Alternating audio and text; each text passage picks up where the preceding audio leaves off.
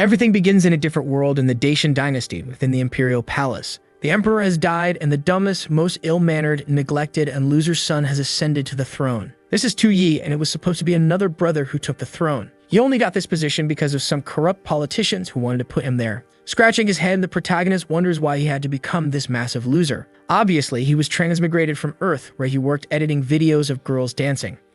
He didn't exactly love that job, until on his laptop, a message popped up asking which dynasty he would go to if he could travel. But he just said that was a stupid question. He started a keyboard war, arguing that the past was garbage. There were no discounts on anything, everything was harder, you could catch a disease and die, and besides, there were no girls dancing on screens. But now, sitting on the throne, he wonders if this is some kind of joke. So he, who hates this whole dynasty thing, ended up in a place like this. However, the bracelet on his arm begins to glow. A voice says it is the artificial intelligence system called Ben, and it can be called Bengshin. The protagonist is startled. Apparently, he's not experienced with reincarnations. The system then gives him his mission, which was quite simple. He just needed to let the Clan dynasty be completely destroyed and he would return to his world. Meanwhile, the white-haired girl wonders what this useless guy is thinking. Normally, he smiles when he looks at her, but today something was different. Tu Yi then turns to the side, wondering who she is and what that is. In his mind, various attributes appear and the system says she is one of his concubines, basically meant to keep an eye on what he was doing. He could see the stats of anyone related to his objective. The system informs him that her name is Zhao Shu, and basically, she serves to spy on him. She's wondering if she's seeing something strange or if he's looking at her differently. Scratching his chin, he knows that this beautiful woman is just there to spy on him,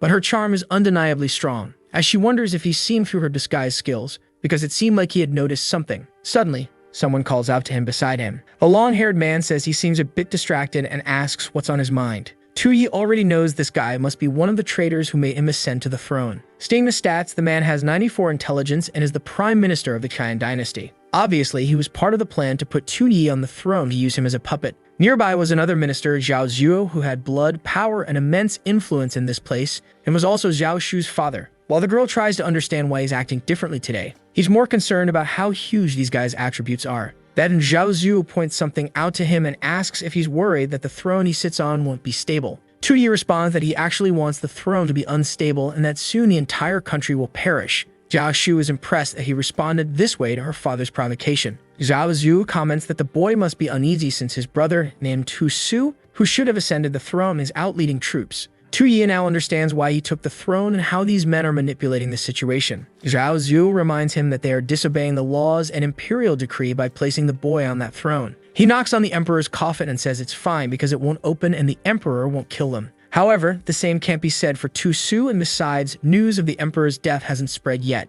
He shows the jade seal and says they better act quickly and use it, so that his brother Tu Su dies and joins the former emperor. Now Tu Yi realizes they want him to use the imperial seal to command the entire country to kill his brother so he can't lose the throne. This way, even as king of everything, he'll still be a puppet of these two men. It's sad to know that the emperor's two most trusted people plotted all this before his body even cooled. But Tu Yi doesn't want to get involved in all this drama. Not to mention he has a beautiful spy he needs to be very careful with. He wonders what he's going to do in this whole situation. He then glances at the jade seal in Zhao Zuo's hand. He snatches it while thinking that this guy won't control him like that. The man yells, asking Tu Yi what he's talking about. The protagonist knows that if he himself dies, the Clan dynasty will become unstable, and that way, he'll complete his mission. He puts his hand on Zhao Zuo's face and says that now that he has the seal, he decides who lives or dies. Zhao Shu is confused. She never imagined he was bold enough to confront her father like this. He asks Gears to go against him, while she's frightened by his audacity. Maybe the foolish way he acted until now was all just a disguise,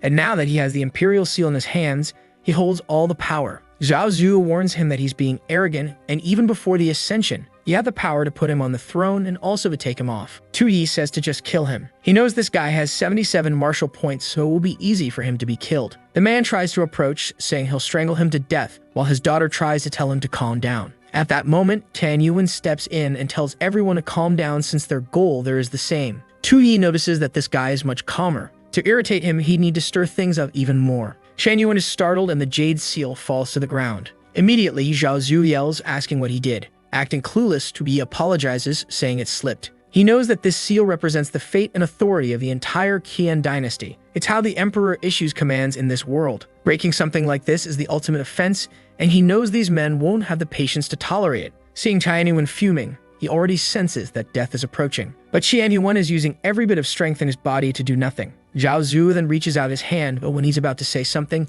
Tian Yuan stops him, saying that His Majesty is just playing. Now that he sits on the throne, the entire world belongs to him, so a piece of jade is insignificant. What's broken is broken, and it's no big deal. Besides, it's getting late, so they would discuss this tomorrow. With that, the two start to leave, but Tu Yi calls out to them. He says that the emperor and common people are equal before the law, so he should be executed. But the two simply ignore him, and the scene shifts to a room where Zhao Zhu says they need to find a way to get rid of Tu Yi. Tian Yuan asks if he doesn't realize the consequences of eliminating the boy. Zhao Zhu says he's becoming a coward and still has the nerve to call that kid Your Majesty. But his friend steps closer and tells him to stop being foolish because Tu Su was with the troops outside. If they killed Tu Yi, they would obviously be investigated and surely executed. Unfortunately, when the boy broke the seal, they lost their greatest bargaining chip, and now the only thing they can rely on is his ascension to the throne. Confused, Zhao Zhu asks if he's suggesting that Tu Yi broke the seal on purpose to prevent them from killing his brother. Tian Yuan says he's certain of it. Before, they were competing for the throne, but now that he's already ascended,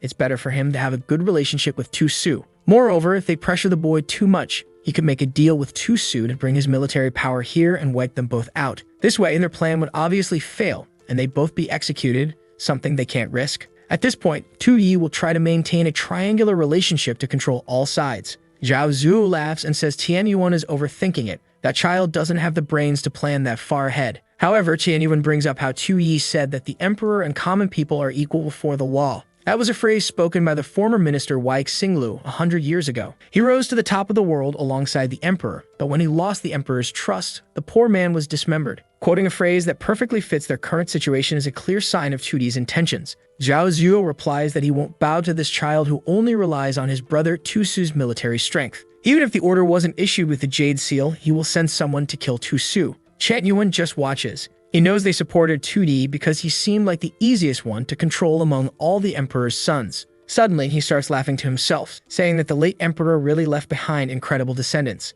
The scene then shifts to our boy calmly sleeping in his bed. But in reality, he's already completely bored with this world. The food is bad, and the games are worse. The music they play is awful, and he doesn't recognize any of the characters, and there's nothing to watch. Without a phone, computer, or anything, he's going to die. However, he notices something beside him, and when he turns, it's Dear Shu. I'll just call her Shu to avoid confusing her with her father, Zhao Zuo, while she is Zhao Shu. Blushing, she says that as his servant, she must always stay close to him in his chambers. He pauses for a second and immediately turns red, saying he takes back everything he said about this place. Well, some time passes, and it seems our boy no longer even remembers what video games and phones are. I thought he'd be one of those protagonists who does nothing, but our guy is even stretching his back after all this. She then notices the suspicious hairpin she's wearing, and he already imagines this could be a perfect way for him to return to his world. Pouring a drink, he then calls out Zhao Shu's name, and asks if by any chance she's a spy sent by her father to stay by his side. Her expression changes instantly, and she mutters to herself that it's impossible she's been exposed. A bit awkwardly, she asks what he's talking about and says she doesn't understand. But he simply responds that he doesn't care about her relationship with Zhao Zuo. He takes a sip, turns away, and says he knows very well she was placed beside him to monitor him. He warns that he loves this game they're playing because being emperor without it would be too boring. However, Shu is frightened, wondering how long he's known this, and if the fact that he's revealing it now means he's tired of this game. He then takes another sip of wine and says this is truly intoxicating. He collapses onto the table, pretending to faint, thinking this is finally the perfect chance for her.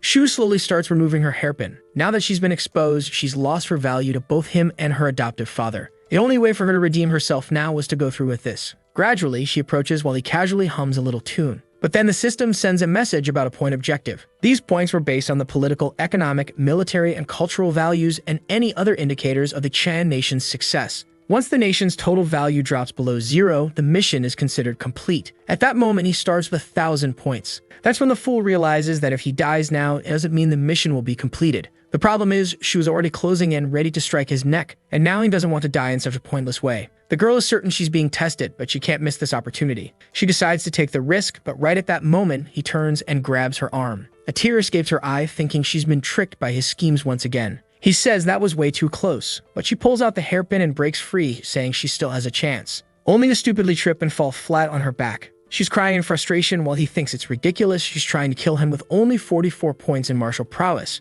He then snatches the hairpin from her hand and says she got way too excited over a few words. Lifting her chin, he tells her this is not how a qualified spy should act. The poor girl is crying, thinking her assassination mission has failed. Suddenly, she wakes up in a different place, wondering where she is. Someone approaches and asks if the mission she was given was completed. She turns and sees her adoptive father. He extends his hand and says that if she can't handle something so simple, she will have to be punished. She screams and suddenly she wakes up beside Tu-yi. He asks if it was a nightmare, and she wants to know if he's going to kill her. He gets up and replies that he already said not only will he not kill her, but he'll continue playing this game and let her pass on messages. After all, that's what makes everything more interesting. She then starts dipping ink and writing an imperial decree. She keeps wondering what he's planning with that terrifying expression. She's certain he must be plotting something against her adoptive father again. But the expression is because writing with that curse brush is just too difficult. He takes a deep breath and she comments that was too fast. Humbly, he turns and asks for help writing something. Before she can respond, he's already placing his hand on her shoulder, telling her to sit there.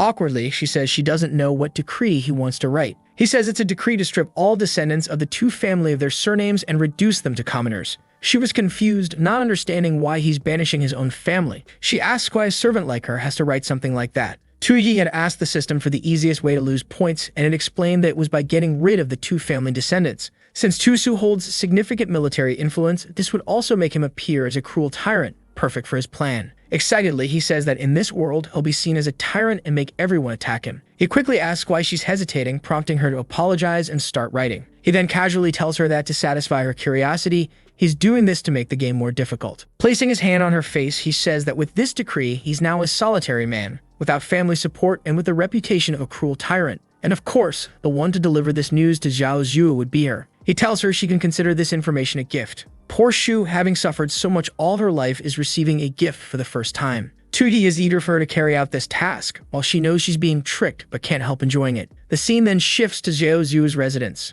She knocks on the door and he opens it, asking what it is. She enters and says she has information about Tu-yi. She explains that Tu-yi signed a decree stripping all members of the Tu family of their royal positions. The two ministers are shocked. Zhu Xiu turns to Qian Yuan, saying he had intended to place another Tu descendant in the boy's position, but this clearly ruins their plans. Qian Yuan then asks how she obtained this information. Embarrassed, she replies that His Majesty had her write the decree herself. Immediately, Zhao Zhu turns and slaps her, calling her a bastard. She falls to the ground like trash, and he asks if she let the secret leak. Crying, she insists she would never do such a thing. But he points at her, accusing her of using the boy to destroy her own father. Qian Yuan places a hand on his shoulder, telling him to calm down. He warns that if Shu had leaked the information, she wouldn't even know about the decree. Zhao Zhu pauses. He then apologizes, saying a father can act wrongly but asks not to be blamed. He turns to Tian Yuan and admits that their plan to install another prince has failed. Now it's time to proceed with their plan to gather all the courtiers and humiliate that bastard during his first court session.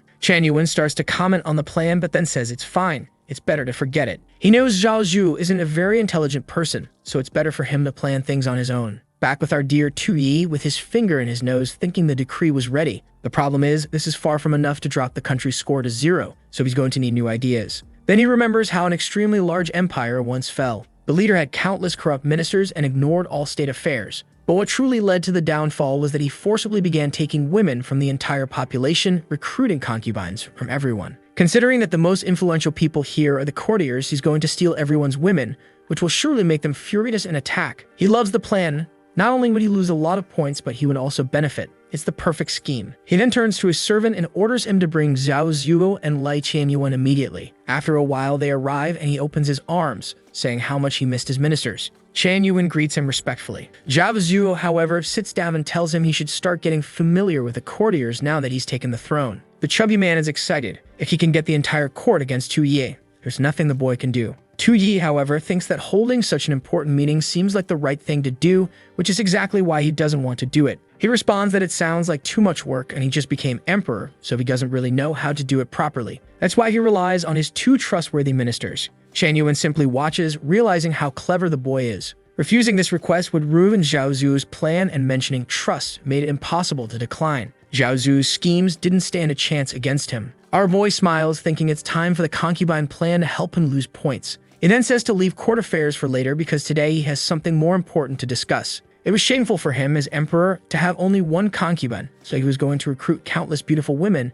and expand the harem. Even Zhao Zhu was impressed by how coldly the boy is making such a decision before his father's body is even cold. Qian Yuan, on the other hand, is trying to understand what the boy is calculating of this harem plan. Tu-yi sits there smiling, saying this is an extremely important matter that must be resolved quickly. Seeing the minister's faces, he knows the points will soon start dropping. Zhao Zhu agrees but says that searching for women across the world would take too long. Tu Yi says that's fine. They'll start today, but only within the capital. The chubby man is confused as to why Tu Yi is being so impatient. Meanwhile, Tianyuan suspects that mentioning the capital means the boy's real objective lies there. Suddenly, Tu Yi strokes his chin and says he has an idea that will save a lot of time and effort. They'll start by selecting women related to the court ministers. Immediately, Tianyuan is shocked. The scene shifts outside. Zhao Zhu comments that if Tu Yi truly is an idiot, he's ignoring state affairs and focusing on expanding his harem. But that's perfect. The kid is digging his own grave, so they won't need to do anything. However, suddenly Tianyuan snaps, shouting, "Enough. If he keeps underestimating his majesty like this, their families will surely be executed."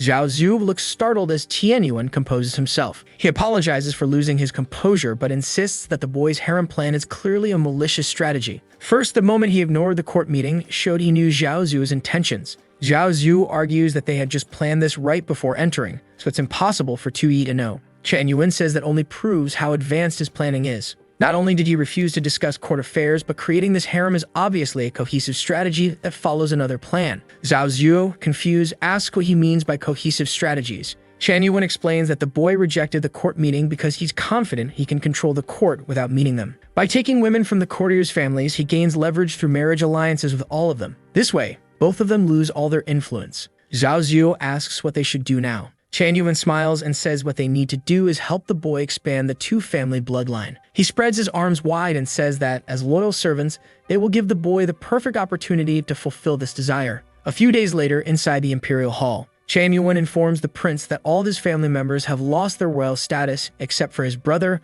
who is still outside. The prince says that's not important. They can talk about that later. First, he wants to know how the selection is going. Tianyuan reports that the ministers did everything they could to fulfill his command, but time was limited. Tu Yi claps his hands and tells him to take a look. The curtains open, revealing a legion of women before him. The boy is literally drooling, saying that this is truly paradise. All the women begin paying their respects to his majesty. Tu Yi sneaks up behind Tianyuan and asks if any of these concubines particularly enjoy combat behind closed doors. A bit confused, Tianyuan says he doesn't quite understand what he means. Tu Yi finds it odd.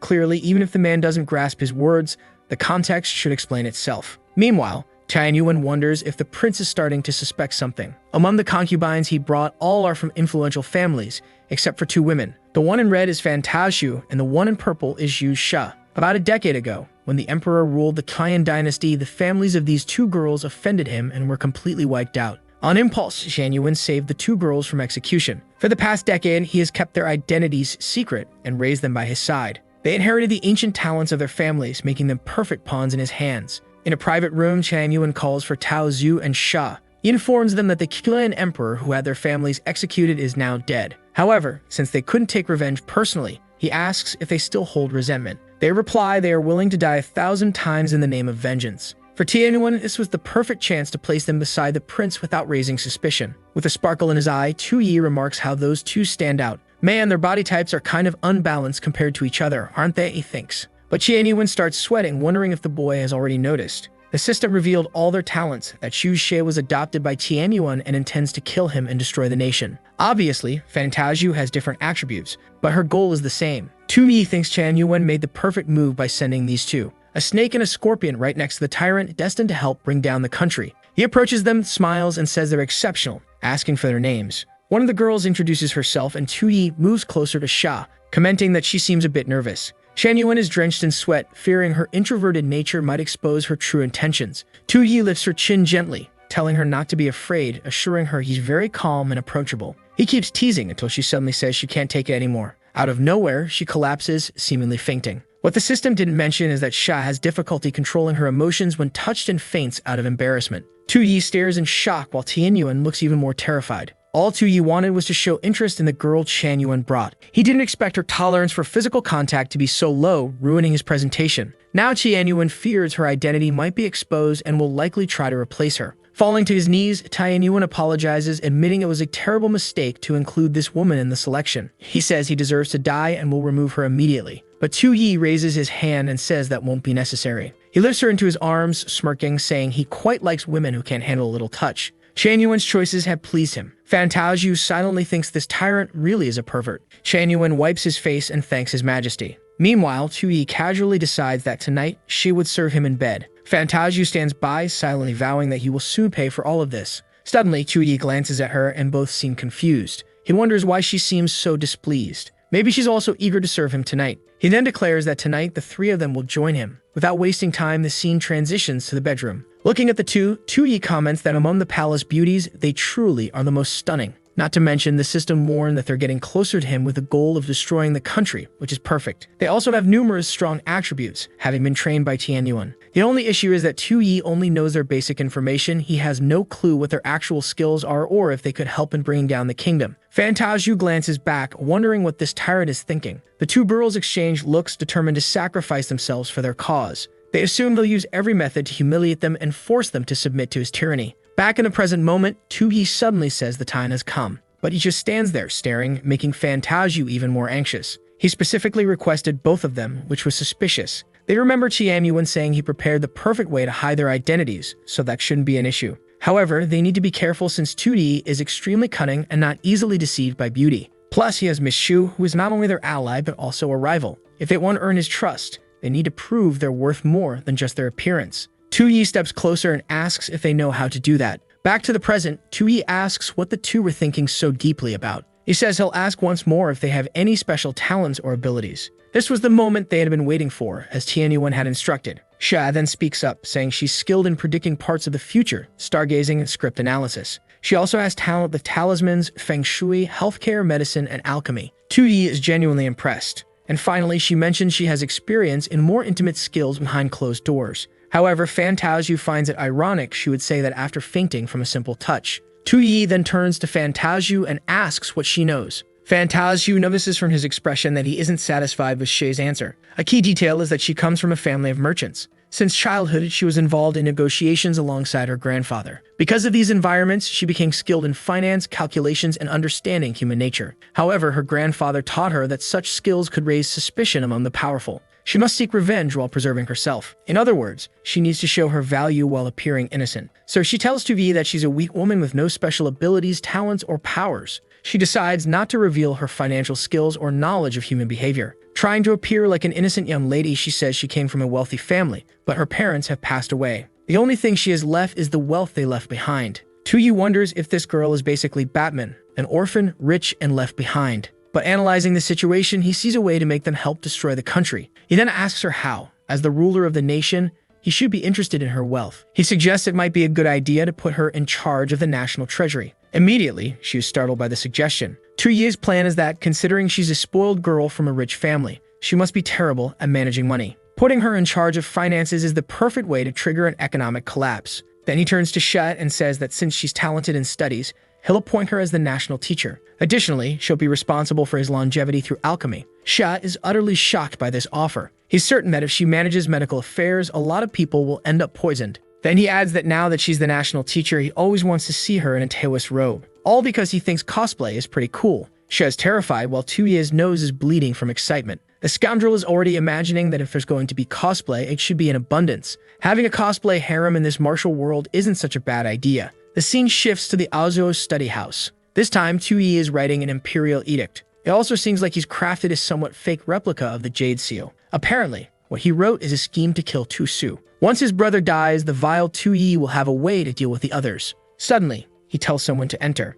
General Zhao Xin appears, awaiting orders. The chubby emperor hands him the decree and orders him to go to Lintong City and deliver it to Tusu. He must personally witness Tusu taking his own life and bring back his head. The general simply acknowledges the order. Outside on the rooftop, someone sends a message through an eagle to inform Lord Xiao. The eagle flies across the moon, revealing an army advancing through the forest. However, a cloaked group perches among the treetops, with the eagle landing on someone's shoulder. A girl wearing a butterfly mask tells them to prepare. But she's not the brightest and stumbles, falling and screaming for everyone to move. She crashes to the ground, and it seems this happens often since the others say they're getting used to it. Lying awkwardly in the bushes, she orders them to attack. Zhao Xin, riding his horse, suddenly notices a rope below. He tries to change direction, but it's too late, and everyone falls off. One knight tries to stand but is struck from behind. Assassins descend from the trees, throwing kunai at him. Ahead, another warns that Lord Xiao ordered no one to escape. Zhao Xin demands to know how rebels dare intercept an imperial decree.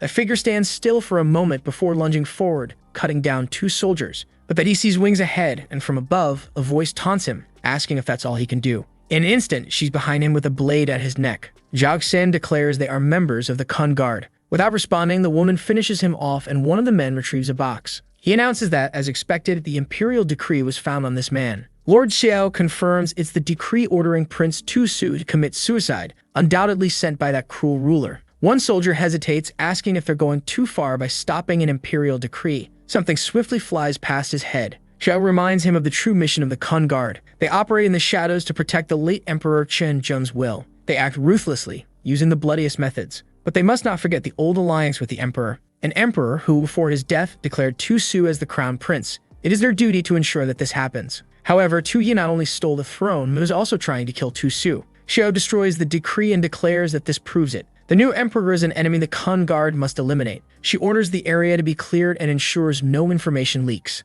Tu-Su is still far to the north, and even on horseback, it would take him at least 4 days to return. During this time, Tu Yi wouldn't know whether the decree succeeded or not. And before this could be exposed, Xiao plans to kill Tu Yi. Back with Tu Yi, coughing after that death vow, he wonders which of the lovely ladies is thinking so much about him. 5 days later, we return to the 2 residents. He still hasn't received any news. Obviously not. The messenger was killed. Shan Yuan approaches and asks what he's waiting for. Tu Yi casually responds that he's not waiting for anything and questions why Tan Yuan took so long. Shan Yuan raises a finger and says he brings good news and bad news. Zhao Zhu interrupts, asking what could be worse than their current situation. Shan Yuan calmly explains that their plan to forge the imperial decree and kill Tu-Su has failed. Zhao Zhu is shocked and grabs him, accusing him of speaking nonsense. But Shan Yuan slaps his hand away and reminds Zhao Zhu that they're on the same sides, so he should stop pretending. He reveals that Zhao Xin was intercepted outside the city 5 days ago, and the one who killed him was none other than the Kun Guard's leader, Xiao. The chubby man is confused, wondering why the late emperor's secret unit is getting involved. Shan Yuan assures him to wait for the good news.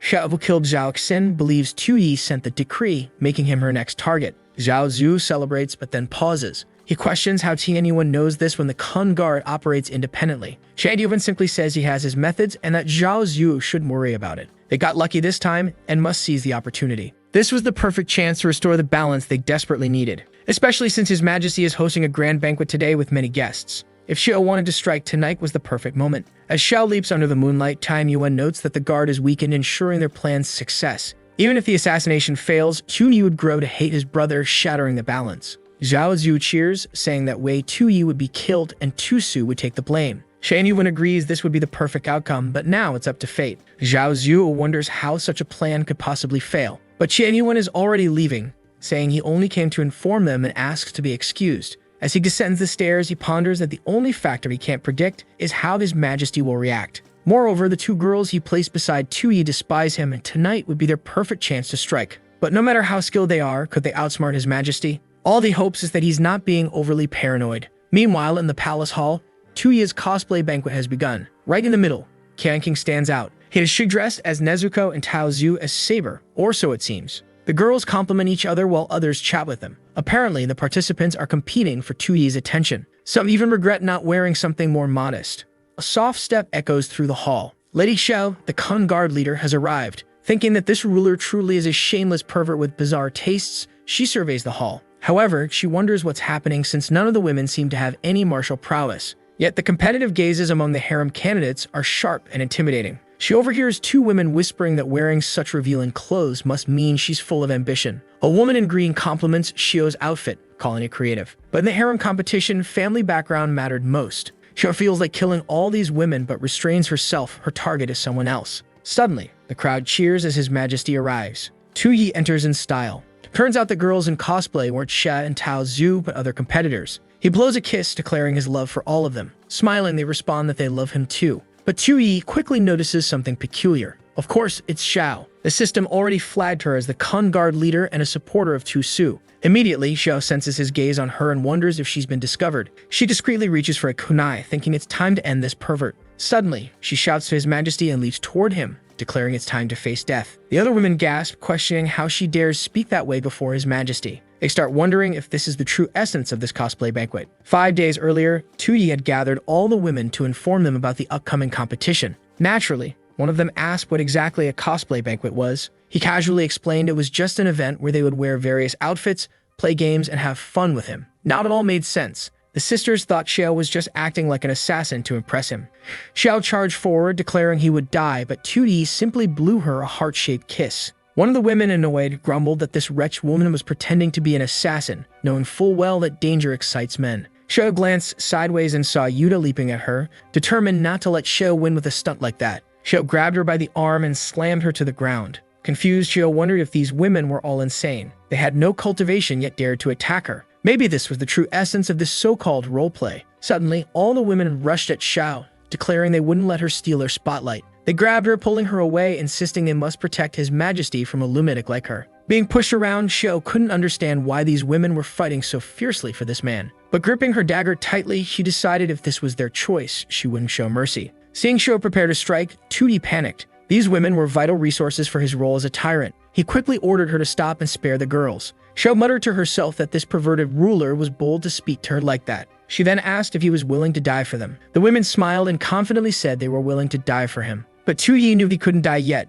The nation still had too many points. He apologized, explaining his time to die hadn't come. Xiao scoffed that his words were empty, but Tu Yi stepped closer and promised to abdicate the throne to Tu Su. He knew she was there to assassinate him and pave the way for Tu Su to ascend. Xiao wondered if he already knew her identity and whether this was all a trap. She demanded to know his true intentions. Raising his arms, Tu Yi admitted he was tired of pretending. His only goal was to be a lazy and incompetent ruler. The throne meant nothing compared to a harem full of beautiful women, and he was willing to give it up to someone more capable. The system immediately notified him that this speech had triggered a story route where the nation would be destroyed. The conditions for this event required a massive army outside the capital and him abdicating the throne to a general. If his plan succeeded, he would lose 1,000 points, dropping him to 0. While Xiao suspected he was lying, she also knew that no one in this world could resist such power, especially a pervert like him. She coldly told him to forget it. Whether he was serious or not, she would kill him and hand the throne to Tu Su. Tu Yi, confused by her relentless desire to kill him, tried to strengthen his persuasion. He warned that if he died here, Tu Su's reputation would be tarnished, and he wouldn't be seen as a legitimate emperor. Everything he was doing was out of love for his brother. Xiao seemed moved, triggering a flashback of the late emperor. He'd once asked Xiao if, after pacifying the north, he had become a good emperor. She replied that with his knowledge and military talent, he would be remembered as a wise ruler for generations. However, he lamented that his talent was only suited for conquest, and such a ruler wasn't needed in this dynasty's future. Xiao assured him that an emperor like him would always be necessary. Yet he simply turned away, admitting he knew his time was short, a fact that wasn't necessarily bad for the dynasty. What he wanted was a successor who didn't need to be talented, even someone lazy or careless, as long as they were tolerant and sought peace over success and greed. Hearing this, Xiao always believed the true successor should be Prince Tu Su. But based on the late emperor's words, Tu Yi seemed to fit that role more. Shaken, Xiao scolded herself, refusing to be swayed by a few words. The rightful heir to the dynasty was Tu Su, the legitimate son. She vowed to take Tu Yi to Tu Su and let him decide his fate. She ordered Tu Yi to come with her to Lintong City to perform the abdication ceremony. For Tu Yi, this was perfect. With the system's warning, the story was heading in the right direction. But suddenly, someone blocked their path. It was Yu Sha, holding a glowing talisman, demanding to know what right Xiao had to abduct the emperor. Sha radiated a purple aura, surprising everyone. Xiao, realizing everything Tu Yi said might have been a ploy, grew tense. She tightened her grip on her dagger, cursing the tyrant for toying with people's hearts. Yet despite seeming to have a grand plan, Tu Yi was utterly confused. He wondered what kind of situation he had just gotten himself into. Tao Zhu reassures Tu Yi not to worry, claiming Xiao's talisman abilities are incredible. She insists Xiao won't lose to that assassin, and with both of them protecting him, he won't be taken anywhere. But Tu Yi wonders when he ever asked these girls to protect him. Flashback to a few nights earlier. Tian Yuan is seen talking to the two girls. He asks if they know their true mission after getting close to Tu Yi in the palace. Xiao confidently replies that she plans to find the right moment to kill that perverted tyrant and avenge her family. However, Tian Yuan explains that many people have died, but killing him once isn't enough. Their primary mission is to bring complete destruction to the entire dynasty. For now, they must ensure Tu Yi stays alive. Both girls are confused by this. Tian Yuan clarifies that Tu Yi always appeared incompetent and foolish. That's why Tian Yuan helped him ascend to the throne while Tu Su was leading the army.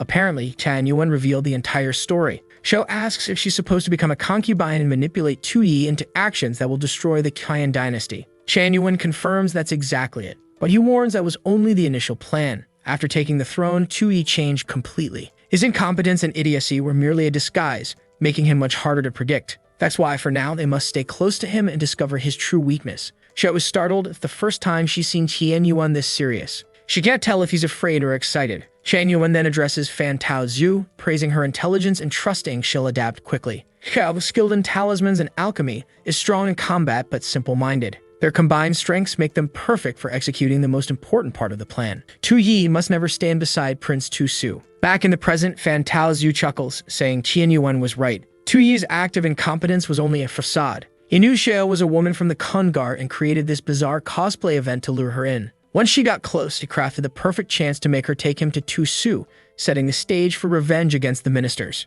What Tu Yi didn't know was that Qian Yuan had already anticipated this and planted them both by his side. Tu Yi, trying to stop Xiao from continuing the duel, grows frustrated as Tao Zhu giggles. Suddenly, he notices something odd and glances back. Tao Zhu starts whistling, pretending to mind her own business. But Tu Yi immediately realizes what's going on. Since both girls were sent by Qian Yuan, they won't let him abdicate the throne to Tu Su. The problem is that this event was perfect for Tu Yi to destroy the empire, so he needed to find a way to control Xiao. His expression changes as he remembers Xiao's greatest weakness. As Xiao steps back to compose herself, Tu Yi sneaks up behind her and grabs her waist. Lifting her chin, he declares that a supreme leader like him couldn't rely on concubines for protection. Xiao immediately turns red, tries to speak, but faints. Tu Yi smirks and tells Xiao to seize the opportunity now that it's presented itself. Xiao pauses, confused. Clearly, there had to be more tricks from this tyrant. Tu Yi urges her to move, asking what she's waiting for. With little choice, Xiao decides to capture him first and figure things out later. Tu Yi celebrates, finally getting what he wanted.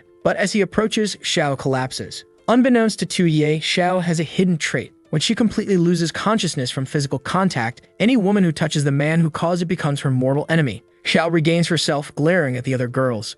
She slowly approaches, radiating a dark aura. Though hesitant, she crosses her hands and performs a jutsu. Activating a third-level fire spell, a flame appears in her hand, forming a massive fireball. Xiao is startled and Tao Zhu watches in shock. Tu Yi panics, realizing that if Xiao dies, his entire plan will fall apart. He rushes forward, pushing Xiao aside, yelling for her to get out of the way. At that moment, Xiao unleashes her attack, causing a massive explosion in the palace. And somehow, they kiss. Wait, what? Is this a 2003 anime? Xiao turns as red as a tomato, ready to yell at him, but slams her head on the floor and faints. Smoke rises, leaving both of them sprawled out. Tao Zhu stands stunned until Tu Yi suddenly appears. The system alerts him that the current event has failed. However, a new event, Circle of the Pillar, has been activated. This event triggers when an assassin attempts to kill him inside the main hall and a third person proficient in medicine tries to protect him. Tu Yi knows that if he defeats the assassin in the event, he will gain 1,000 national power points. At that moment, Tu Yi is devastated. What kind of nonsense is this? Why is it called destruction of the country if I'm gaining 1,000 points? Nearby, Tao Zhu watches everything, stunned by his aura. Despite both experts fainting, he seems untouched. She begins to understand why Tan Yuan feared this version of Tu Yi. Later in the room, Xiao starts to wake up. The maniac approaches her, and she seems confused. She sits up, asks where she is, and he casually tells her it's his room. Noticing she's changed, she accuses him of being a shameless pervert. Tu Yi looks perplexed as she declares he'll never have her body. He rolls his eyes, saying she's losing her mind, and points out that if it weren't for him, she would have died at Tian Yuan's hands. Shortly after the fight between the two began, someone kicked the door open. It was Tian Yuan, entering with his army and ordering them to kill the assassin and protect his majesty. He approached Tu Yi, knelt, and apologized, saying that for the risk Tu Yi had taken, he deserved to die. Tu Yi told him it was fine, since he was unharmed. Shan Yuan then offered to take the assassin to discover who was behind all of this. Tu Yi suddenly shouted for him not to do such a thing. Awkwardly, he tried to come up with an excuse. He picked up the assassin in his arms and said that since she was quite beautiful, he wanted her company. Shan Yuan, confused, warned him that the assassin was very dangerous and not good to keep around. Tu Yi replied that this only made things more exciting. Besides, did Shan Yuan think he couldn't handle a woman without weapons and immobilized? Shan Yuan lowered his head and assured him he'd never think such a thing. Tu Yi then ordered Zhu to watch over the sister. Calling for Shu, he dismissed everyone else. Now, deep in thought, he knew that the initial mission had failed. However, keeping the assassin alive could be advantageous since she might return to Tu Su and help destroy the nation. Xiao told him he was standing too close and declared that she could be killed or tortured, just not endure such proximity. She pushed his head away, reminding him that she had already killed the messenger meant to execute Tu Su, so he should just kill her. She added that Tu Su would soon arrive to deal with him. Tu Yi, unaware of this, asked when he had sent someone to kill his brother. She told him to stop pretending because she knew about the message he had sent. Shu, however, recognized it as her adoptive father's doing. Tu Yi, noticing Xiao's expression, deduced that if she knew something, it was likely her adoptive father. For him, this was perfect, but it's a chance to fuel even more hatred against Tu Su. Xiao, startled, watched as 2D put his hand to his head and let out a Joker-like laugh, claiming he had just remembered the decree he sent. She was confused as to why he would admit to such a thing. 2D walked to the wall, grabbed a sword, and declared that his brother controlled a mighty army, which should be left to him. She wondered why His Majesty wanted to take full responsibility for everything. 2D explained that sending a decree to have his brother killed would have been too boring. He intended to deal with him in a far more entertaining way. Xiao was shocked as 2D made a sudden swing, but of course he cut the chains. Xiao asked why he wasn't killing her. He replied that since she killed the messenger, she now had to deliver the new decree. He explained that their father trained Tusu to be a hero and take the throne, but to him, Tusu was just a brute with strength and nothing to fear. With a smirk, 2D announced that not only would he strip his brother of his titles and positions, but he would also make him a commoner. Xiao, looking startled and poorly drawn, almost as if her eyes were 3 meters apart, could hardly believe her ears. 2D told her to deliver the message to her brother, and if he disagreed with the decision, to come and reclaim what was rightfully his.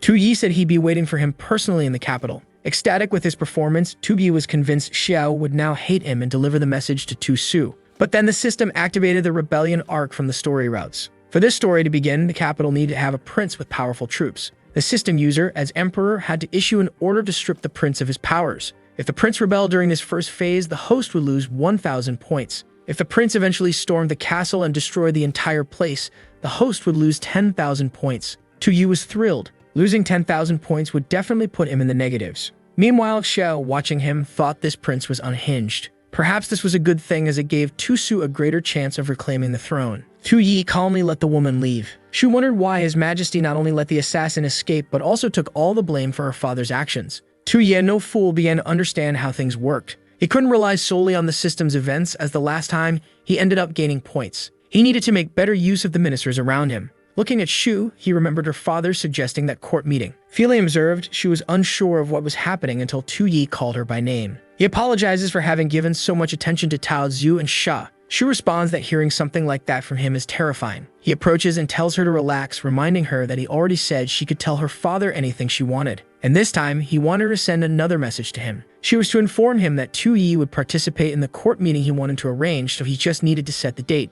Shu agreed, and with that, the next day arrived. Everyone was already gathered in the middle of the hall when Zhu's arrival was announced. People greeted him, and the chubby man entered cheerfully, thanking them for their compliments and saying there was no need for formalities. However, he noticed that people didn't seem very enthusiastic, which he found odd. He quickly realized that Tianyuan's seat was empty. A man approached and informed him that Tianyuan had sent word that he wasn't feeling well. Zhao Zhu thought to himself that Tianyuan was underestimating his plans. He turned to the messenger and said that Tianyuan indeed should take better care of his health, so it was fine that he wasn't present today. However, Zhao Zhu had already made up his mind. Today, he would first assert his authority over 2Yi in court and then deal with Tianyuan. Then another announcement was made. The emperor had arrived. Zhao Zhu turned and everyone bowed. 2Yi entered with Shu by his side. People whispered, wondering since when an emperor attended court accompanied by his concubines. It was against protocol. 2Yi turned and said that if they couldn't handle just one concubine, they were in serious trouble. That's when they started to panic, placing their hands on their heads upon seeing what was coming next.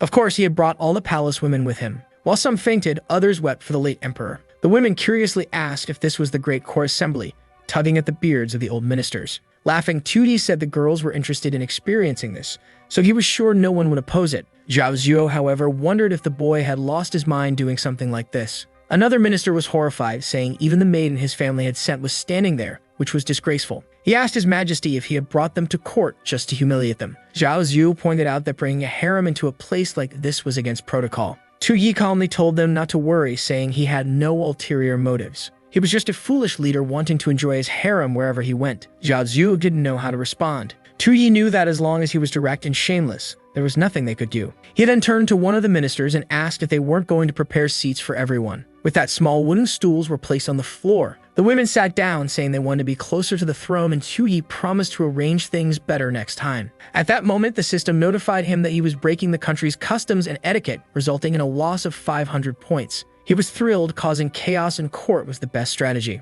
Obviously, his current plan was to break all dignity and lose as many points as possible. Zhao Zhu thought to himself that for now he had to endure this humiliation, but soon the boy would learn his lesson. 2B then asked if any ministers had anything to report to him. The ministers knew that the drama was about to begin since Lord Zhao would make a move against the young emperor. Zhao Zhu stepped forward and said he had something to report. He claimed that some interesting signs had appeared on East Island and that he had come to present them. Tu-Yi asked what those signs were, and the chubby man chuckled. He said the sign was none other than the sacred beast, the Azure Dragon. Honestly, though, that Azure Dragon looked more green than blue. The elder claimed this symbol represented the growth of the Qian dynasty. Tu-Yi glanced sideways, not looking too excited about it. Zhao Zhu wondered why the boy didn't seem thrilled by such a favorable omen. Could it be that his plan was already being discovered? He suggested that Tu-Yi should personally examine the divine beast. Clapping his hands, Zhao Zhu ordered it to be brought in. A green paw stepped into the hall, causing panic. The ministers tried to avoid it. Tu-Yi, however, appeared curious.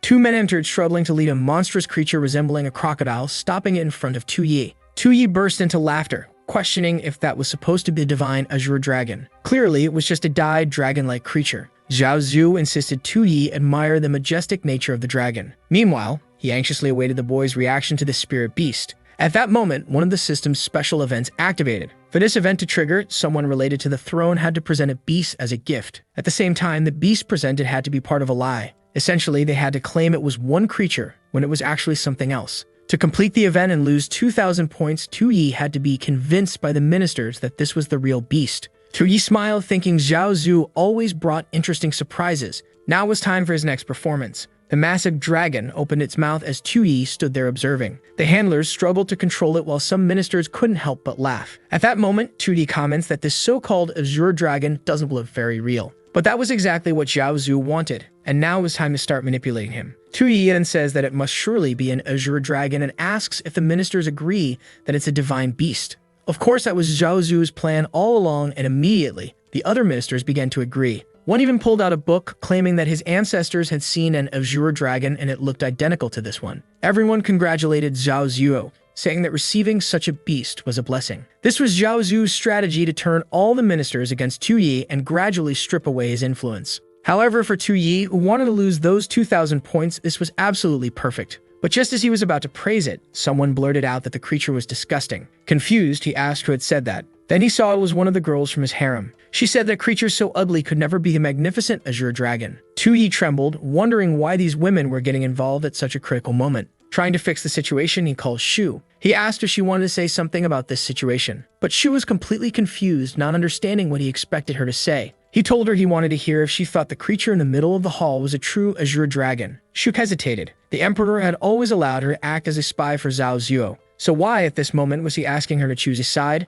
Maybe, in the end, she posed no threat to him. He kept giving her chances to choose between him and her adoptive father. At that moment, she remembered how he had been constantly close to Tao Zhu and She lately. With that, her decision was made. She looked at Zhao Zhu. He was already anxious, confident that his adoptive daughter would support his plans. But then she asked how something so hideous could be considered a sacred beast. Zhao Zhu was stunned. She then shouted, asking if Zhao Zhu was trying to deceive the emperor, which was clearly an act of treason. Zhao Zhu hadn't expected to be betrayed in a moment like this. Meanwhile, Tu-Yi wondered why she hadn't betrayed him. He rolled his eyes, trying to understand why she suddenly decided to turn on her father. Excited, she turned to the other women and asked if they agreed with her. All the women began shouting that the four-legged creature clearly wasn't a dragon. Such treason from Zhao Zhu deserved execution. Zhao Zhu was in shock. He turned to Lord Xia and claimed that it was his illegitimate daughter, sent to the palace, who had instigated this. Lord Xia rolled up his sleeves and shouted, calling her insolent. He questioned what he had taught her and how she dared to be so rude to Lord Zhao.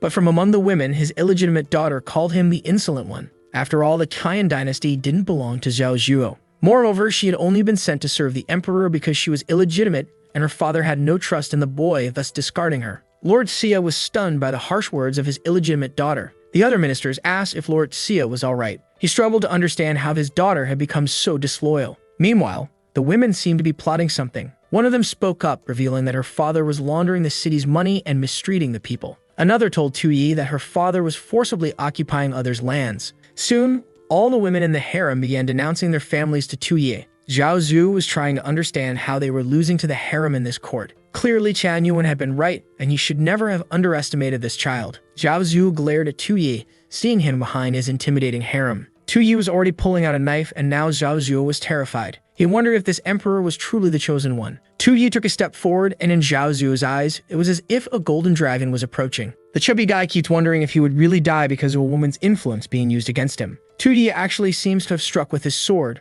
while Zhao Zhu just stands there. The entire hall is shocked, and the women all cover their mouths with their hands. Wow, the guy had killed the Komodo dragon, or isn't that the so-called celestial dragon? Then he approaches Lord Zhao. He says it's not worth damaging their relationship over a silly creature like that. He didn't need to worry because no matter how strong it was, he would cut it down just like that. He tells everyone it would be better to pretend today's court meeting never happened. Then he asks Lord Zhao what he thinks about that. The chubby guy is holding back from saying something but only says that His Majesty is right. However, sometime later, he's devastated since the system calculated that he successfully completed the event. Since Zhao Zu's plans failed, he increased his authority within the court. With that, he gained another 2,000 points, totaling 2,900. The poor guy looks at his hand, saying it's all his fault for bringing that Dan harem. In the background, Shu wonders why he didn't seem happy and how he managed to intimidate Zhao Zhu. Then he approaches and asks if she's satisfied with her performance. He pauses for a second, turns with a sinister smile, and says it was okay. However, it would have been better if she had understood his true intentions, that Shu has something wrong in her head. He understands that she did the right thing, but she should have done it without needing any kind of signal from him. However, His Majesty need not worry because next time she would act proactively. The problem for Tu Yi is that he completely destroyed Zhao Zu's reputation, so that guy won't be able to help him lose points anymore. Now he could only rely on old Shan Yuan. He then asks for help again to draft an imperial edict. Shu immediately wants to know what his plans are this time. He says that this time they would promote Tan Yuan to the position of Grand Chancellor. He asks if she has any issues with that, and instantly she's already seated, writing. She knows that the position of Grand Chancellor is above all ministers. Since the founding of the Great Kaiyuan Empire, only a man named Weixing Liu held that position over 100 years ago. And now that Zhao Zhu has lost his power, Tam Yuan has been placed in this role. She wonders if this is some kind of plan to do something against him as well. Perhaps it's a strategy to make the two of them turn against each other. He then stamps the paper with a seal. However, suddenly, he freezes when a system message appears, saying that his brother had gathered troops in Beijing. The first stage of the Jin Rebellion event is complete, and he loses 2,000 points, leaving him with 900. Immediately, he starts laughing like a maniac, saying that these damn court points are all disappearing. He begins stamping the seal, laughing like a lunatic. The scene then shifts to a battlefield full of dead soldiers half a month later. It's the southern battlefront, and many supplies are being looted. A guy punctures a cart, and a liquid spills out. He informs everyone that these were military provisions, so they no longer need to worry about supplies. Nearby, there's a man on horseback with a red streak in his hair. The army commander named Wang Zhan approaches and addresses him as Your Majesty. He says they've been advancing through the south for 10 days without encountering any royal troops, making their progress smooth. However, recently the battles against Longxing troops have been too easy, and he's starting to suspect a trap. The man with the red streak tells him to explain properly. The man explains that the Longxing troops are regularly commanded by Lai Qianyuan. They aren't the strongest, but they are considered elite. However, instead of fighting, they simply abandoned the supplies and fled this place. The men are all carrying supplies, and the guy says that General Wang seems to be right. I think it's Hunik Xiaolai who says that Tu Yi is very cunning and despicable. Surely he was plotting something alongside Tian Yuan. The guy laughs and says he knows this was all on purpose.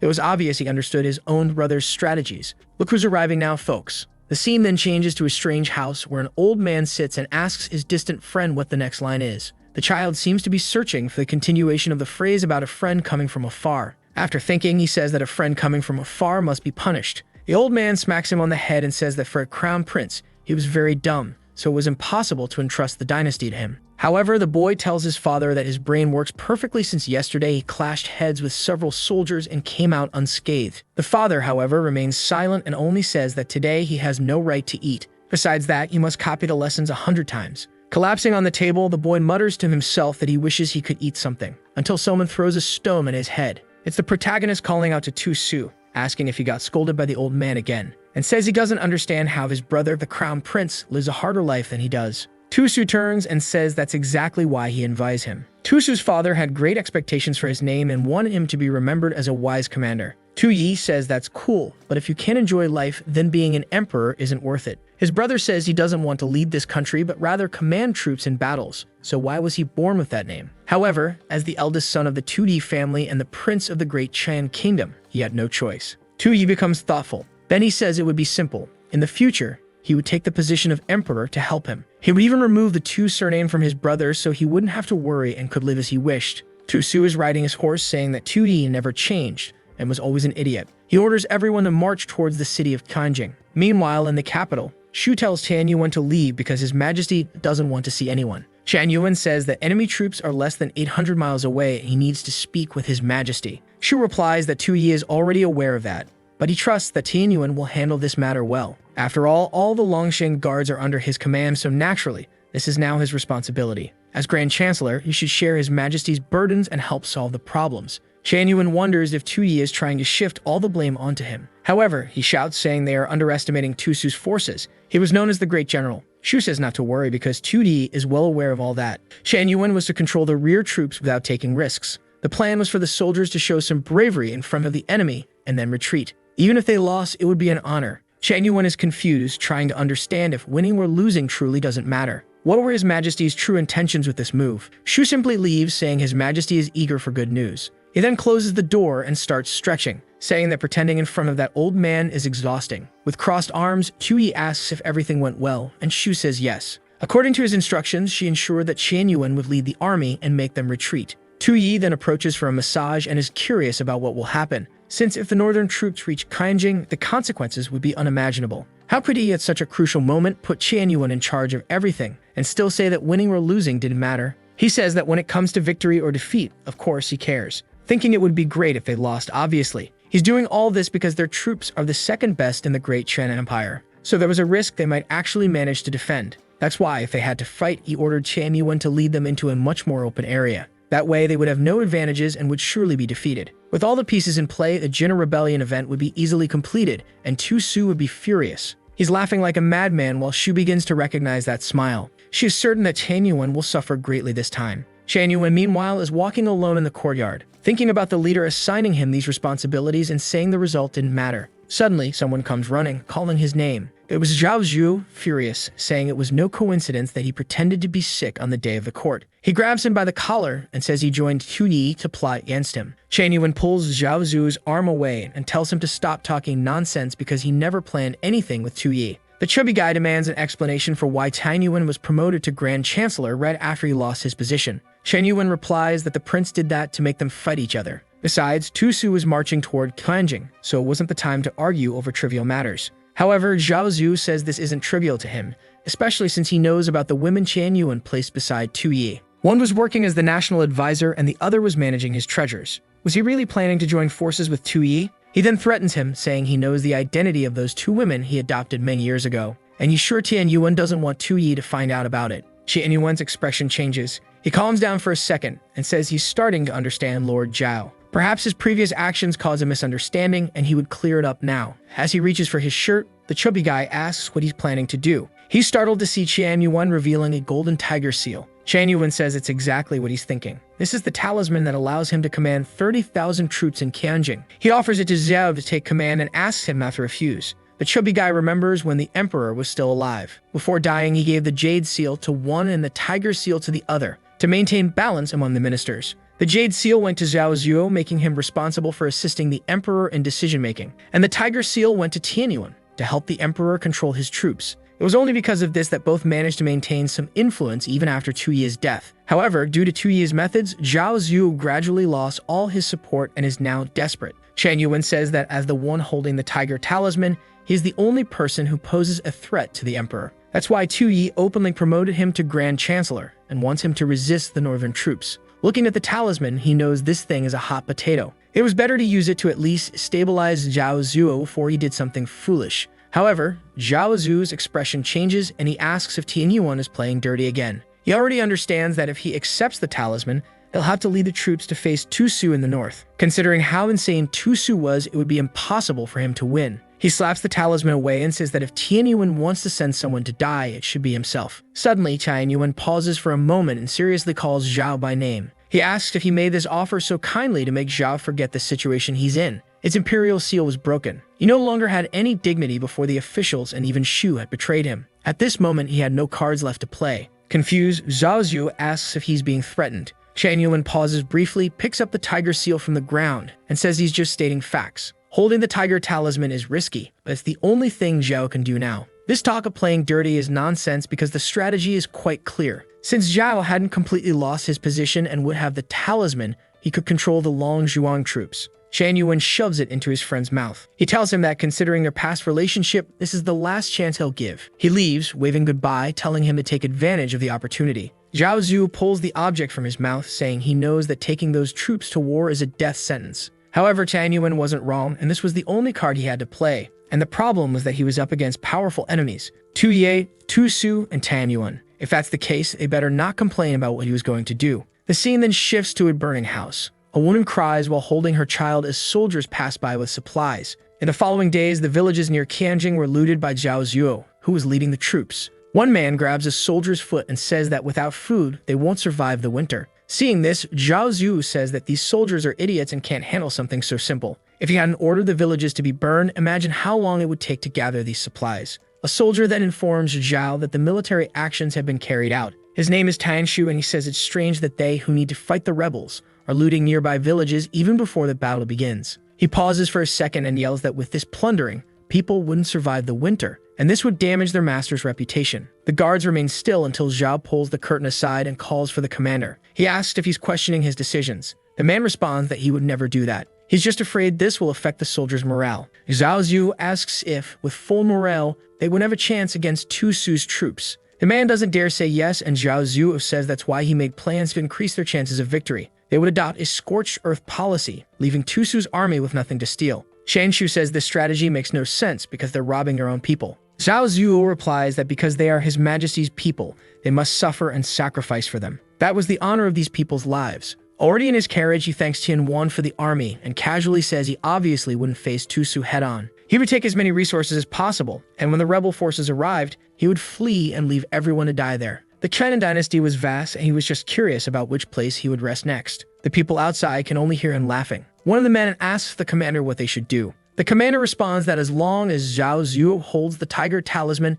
they can't disobey his orders. But he seems to hint at a plan for how they will handle all of this. Meanwhile, in the forest, Xiao was running across the treetops, noticing the burned villages from afar. She knew this was the work of that foolish emperor. Suddenly, a man stands up from the bushes and she turns, asking who's there. With his hands raised, he asks if she belongs to the Zhenbai army and says he has no hostility. He was only there to deliver orders from Commander Wan, who was specifically waiting for her. Xiao asks what the purpose is. The man explains that the Longxing guards were not enemies of Prince Chu Su, and the supplies they left behind proved that. At that moment, Xiao realizes why everything had been so easy. The soldier looks at the village and says that unfortunately, the other resources they were supposed to leave behind were taken from that place. She asks if it was the work of that foolish emperor, and he says no. It was Zhao Zu's doing, who held the tiger talisman, leaving the commander powerless against him. He'd been looting the entire area around Qianjing, using this strategy of stripping everyone of resources to starve Tu Su's army. That's why his commander told him to go there and cooperate with the Zhenbai troops.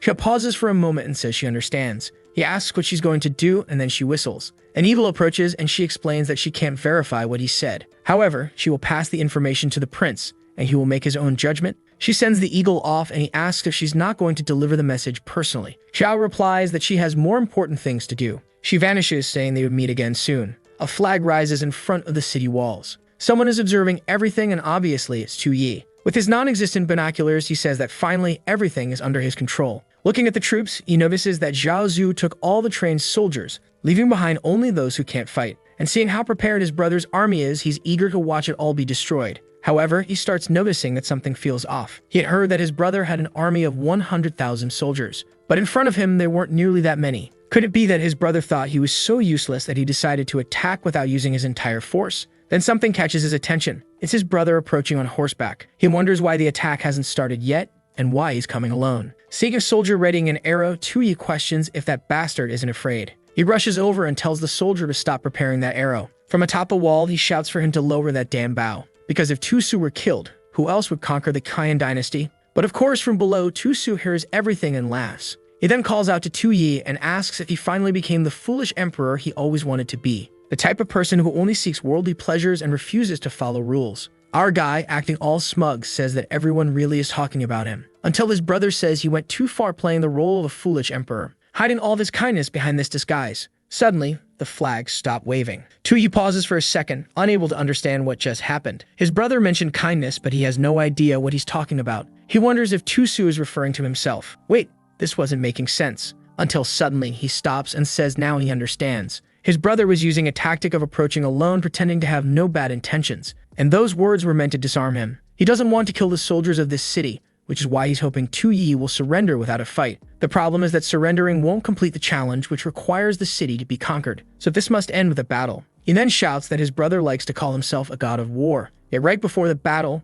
he wants to have formal conversations on the front lines. His brother calls him my emperor and shakes his head saying no. but he comments that Tu Yi's tongue is as sharp as ever. Still, if the subject is ceremony, it's time for the main event, and he orders the flags to be raised. Tu Yi feels that something is wrong. The army's orders are then given, and Tusu asks why they are there. The troops shout that they will punish Zhao Zhu and cleans the court. Everyone starts chanting while Tusu keeps his eyes on Tu Yi to see his reaction. He even winks at him, saying he never forgot his promise. Obviously, this causes Tu Yi's mission to fail, and Tusu becomes the rightful heir to the throne. With the emperor and the troops stabilized, Tu Yi gains 5,000 points, totaling 5,900. The poor guy is practically a skeleton, unable to believe any of this. While the troops chant to eliminate Zhao Zuo, the chubby man is fleeing, apologizing to this puppet emperor. But he wouldn't help Tusu destroy this entire place. He waves goodbye to both, saying he's taking over now and leaving them to finish the job. Tu Yi collapses behind the wall. Now that Tusu called him emperor, his position was officially recognized. Tusu opens his arms and says he came to the capital to congratulate him for ascending to the throne. After all, they had agreed on all of this 10 years ago. Tu Yi would stay on the throne, living as the emperor, while his brother fought on the front lines. Because for Tusu, the life of an emperor was worse than death. The throne and the imperial title were shackles that wouldn't let him live as he pleased. But his brother managed to fulfill that old promise, and now he's finally free from all of it. Tu Yi stammers, trying to speak, then says he didn't do any of this and it wasn't his fault. So he suggests they let it go and asks if they plan to kill Zhao Zuo. His brother laughs and asks who Tu Yi thinks he is. That was more than obvious. Zhao Zhu forged an imperial decree to try to kill him and even used the tiger talisman to ravage these lands. He had already deployed 80,000 of his troops to march north against Zhao Zhu. It wouldn't take long before Zhao Zhu's head was brought as a gift for Tu Yi's coronation. Suddenly, Tusu's expression changes and he wonders where his brother is. Had he trained all those words just to appear powerful? That's when someone appears at the gate. Tu Yi charges out on horseback, fleeing the area. He hadn't realized Zhao Zhu was causing all this chaos with the tiger talisman, and now it made sense why his brother hadn't attacked. It really was his responsibility to kill that bastard. The scene shifts to another part of the city where some soldiers are holding back. Zhao Zhu is whipping a commander, saying this is punishment for secretly meeting with Tusu's men, betraying them all and siding with the rebels. What he did went against the Emperor of Qian and obviously destroyed his trust. A crime like this deserved the execution of his entire family. After all that, the chubby man is visibly exhausted. Then someone calls out to the commander and Zhao Zhu asks if they can no longer bear the sight of this. This wasn't a place anyone could enter freely. He turns and asks the commander if he plans to order his soldiers to invade and kill him to take over the field. The commander pauses for a moment and tells the soldier not to get involved and to leave. The man tries to say something, but Zhao Zhu yells again, saying that as the Longxing army, they must obey the tiger talisman. The talisman represents the emperor, so how could they rebel against the kingdom? Zhao Zhu steps closer and says that defying him is defying the emperor, so it would be best to leave. The commander then tells the man to leave immediately, but Zhao Zhu stops him, saying he won't let someone who invaded the tent leave so easily. He invaded the camp, disrespected authority, and was planning treason. According to the law, the punishment for such actions is death. He approaches the man and says he'll think of a fitting punishment for him, perhaps cutting him piece by piece or roasting him like a pig, or the simplest way, cutting his throat. But suddenly, someone grabs Zhao Zhu's arm. Everyone looks back, and it's Tu Yi, standing behind him, ready to kill this wretched man. Tu Yi shouts for Zhao Zhu to stop testing his luck, or he'll die right here. The chubby man turns, confused, and asks why he would die. Tu Yi grabs his head and tells him to look over there. He points out into the distance and asks if Zhao Zhu can see what's coming. It's 80,000 northern soldiers marching to kill him, with a battle cry calling to purge the court and execute Zhao Zhu. The chubby man starts wondering if he's fallen into a trap. While Tu Yi cuts the ropes, he comments on how, at such a critical moment, Zhao Zhu lost all loyalty from the Longxing camp. Zhao Zhu's ability to seek death was truly unmatched.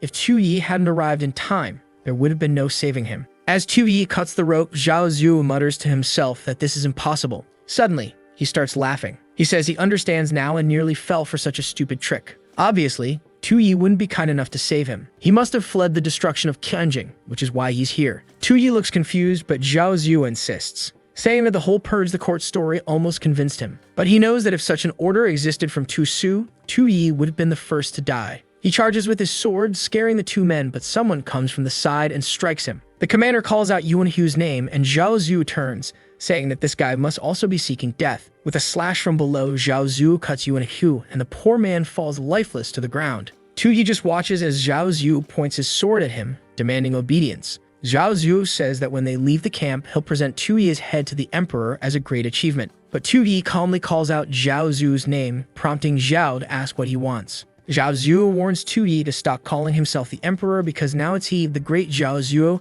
who decides if Tu Yi continues to live. Anyone who opposed his plans in court would die, including the concubines. However, since Tu Yi would soon be dead, he didn't need to worry too much. He claims that the women he placed near Tu Yi were just tools sent to spy on him, especially Shu, whom he refers to as a second-hand woman he had sent to numerous men. When a tool like that turns against its master, it loses its value and has only one fate. She will be destroyed and erased from existence. But Tu Yi, radiating his aura, keeps repeating Zhao Zuo's name. He repeats it over and over, slowly turning toward the chubby man. Then he punches him in the face, sending him tumbling to the ground. Zhao Zuo gets up, disoriented as Tu Yi approaches. Tu Yi calls him a filthy pig and says everything Zhao Zuo does is always cruel. He declares that he's tired of it all and punches him in the chest, saying he's fed up with this transmigration. He punches Zhao Zuo in the face, stating he doesn't care about this mission anymore since it's already failed. And with a kick to the groin, he curses the system and tells it to go to hell. Zhao Zuo writhes on the ground in pain. Tu Yi then demands that Zhao Zuo repeat what he said about tools that no longer align with their master. They must be destroyed.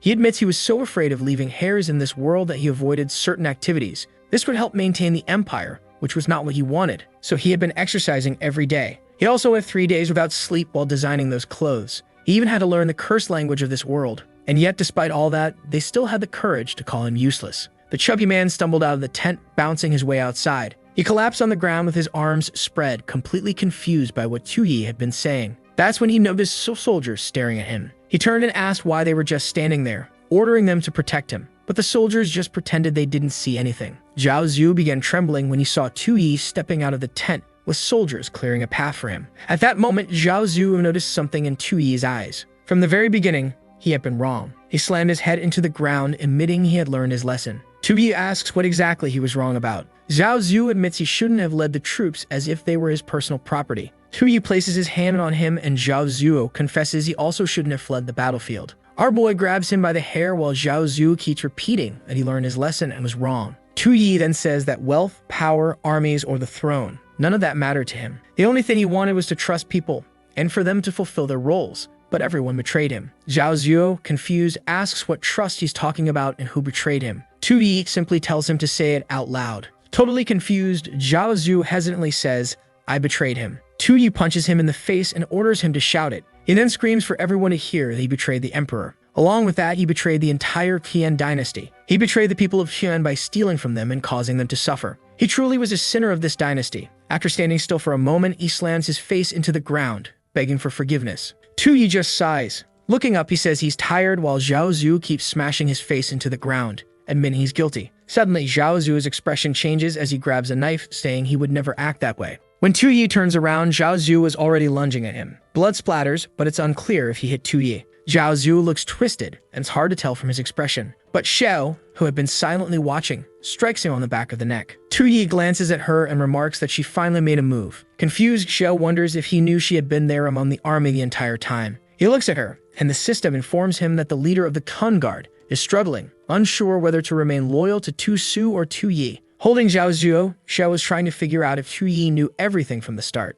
Zhao Zuo collapses and Xiao says he's not dead, only unconscious, but she knows exactly what Tu Yi plans to do with him. Our boy is deep in thought. From the start, he believed Zhao Zuo would help him bring down the empire, but he was completely wrong. He would have to take control and handle things himself. So he tells Xiao that Zhao Zuo's life is now in the hands of the Longsheng army. He no longer had any use for him. With this, he eliminates a traitor of the Zhao Zuo empire, earning another 5,000 national points. Xiao stands there, bewildered at how he managed to handle everything alone. By himself, he stopped Zhao Zuo, regained military power, and prevented a civil war in the Kaiying dynasty. Watching him walk away with his 10,900 points, she wonders who he truly is. Meanwhile, the other army is approaching. One of the soldiers raises his arm, telling everyone to prepare because Zhao Zuo's troops are just ahead. Then one of them points and tells General Wang to take a look. He turns, curious, and becomes confused. There was a troop carrying someone impaled on a spear. It was Zhao Zuo with his tongue hanging out, apparently hanged and displayed on a banner. The scene shifts to someone shouting Shu's name, calling her a coward and filthy. She's running when a hand grabs her foot, making her fall flat on her face. She turns around and someone calls her sister, asking why she's ignoring them. It was a skeleton asking if she had forgotten them and why she hadn't avenged them. She should survive and kill Zhao Zuo. She tries to escape as countless skulls try to pull her back. Ahead of her stands a monstrous version of Zhao Zuo, calling her name. He says she betrayed him, and a tool that betrays its master must end up like the others, But suddenly, there's an explosion in front of her. When the smoke clears, she sees a sword aimed at Zhao Zuo's head. Looking up, it's a towering, majestic Tu. She calls out, "Your Majesty," and then hears a voice calling her name. She wakes up in bed, and a girl tells her that His Majesty has returned safely. He was preparing to summon all the ministers to the Grand Hall. Moreover, Zhao Zuo had been executed. Shu cries with emotion, saying it's finally over. The next day, after everything that happened, our boy returned to Kanjing to receive congratulations. However, he's thinking to himself that the plan is to destroy this damned country. But what has he actually managed to destroy so far? The entire court was in perfect order. The harem was far too devoted, and there wasn't even a femme fatale to suddenly assassinate him. Tu Su, with his troops, was determined to keep him on the throne. And even Tianyuan, who was supposed to be his trump card, had become quite calm after everything that happened with Zhao Zuo. With all these prominent figures in place, the nation's power had risen beyond 15,000. So how was he supposed to destroy this country? Right beside him, Tianyuan is wondering why the boy doesn't seem happy after getting rid of Zhao Zuo. He glances back and sees Tu Su staring, making a throat-slitting gesture. Tianyuan realizes that Tu Yi isn't happy because he's still alive. The delicate balance between the three factions was gone. Tu Su was already siding with Tu Yi, leaving only Tianyuan's side undecided, making him the next target to be eliminated. Maybe it was time for him to take a stand in all this. Tu Yi was confused when Tianyuan said he wanted to discuss something. He had heard that the emperor personally went to the army and executed Zhao Zuo himself. Such an action truly brought satisfaction to everyone there. However, it was obvious Zhao Zuo could only control the troops because Tu Yi had let him hold onto the tiger talisman. He had failed to prevent that from happening, so ultimately, it was his fault. That's why Tianyuan was willing to accept any punishment and was even ready to resign from his position as Grand Chancellor to set an example.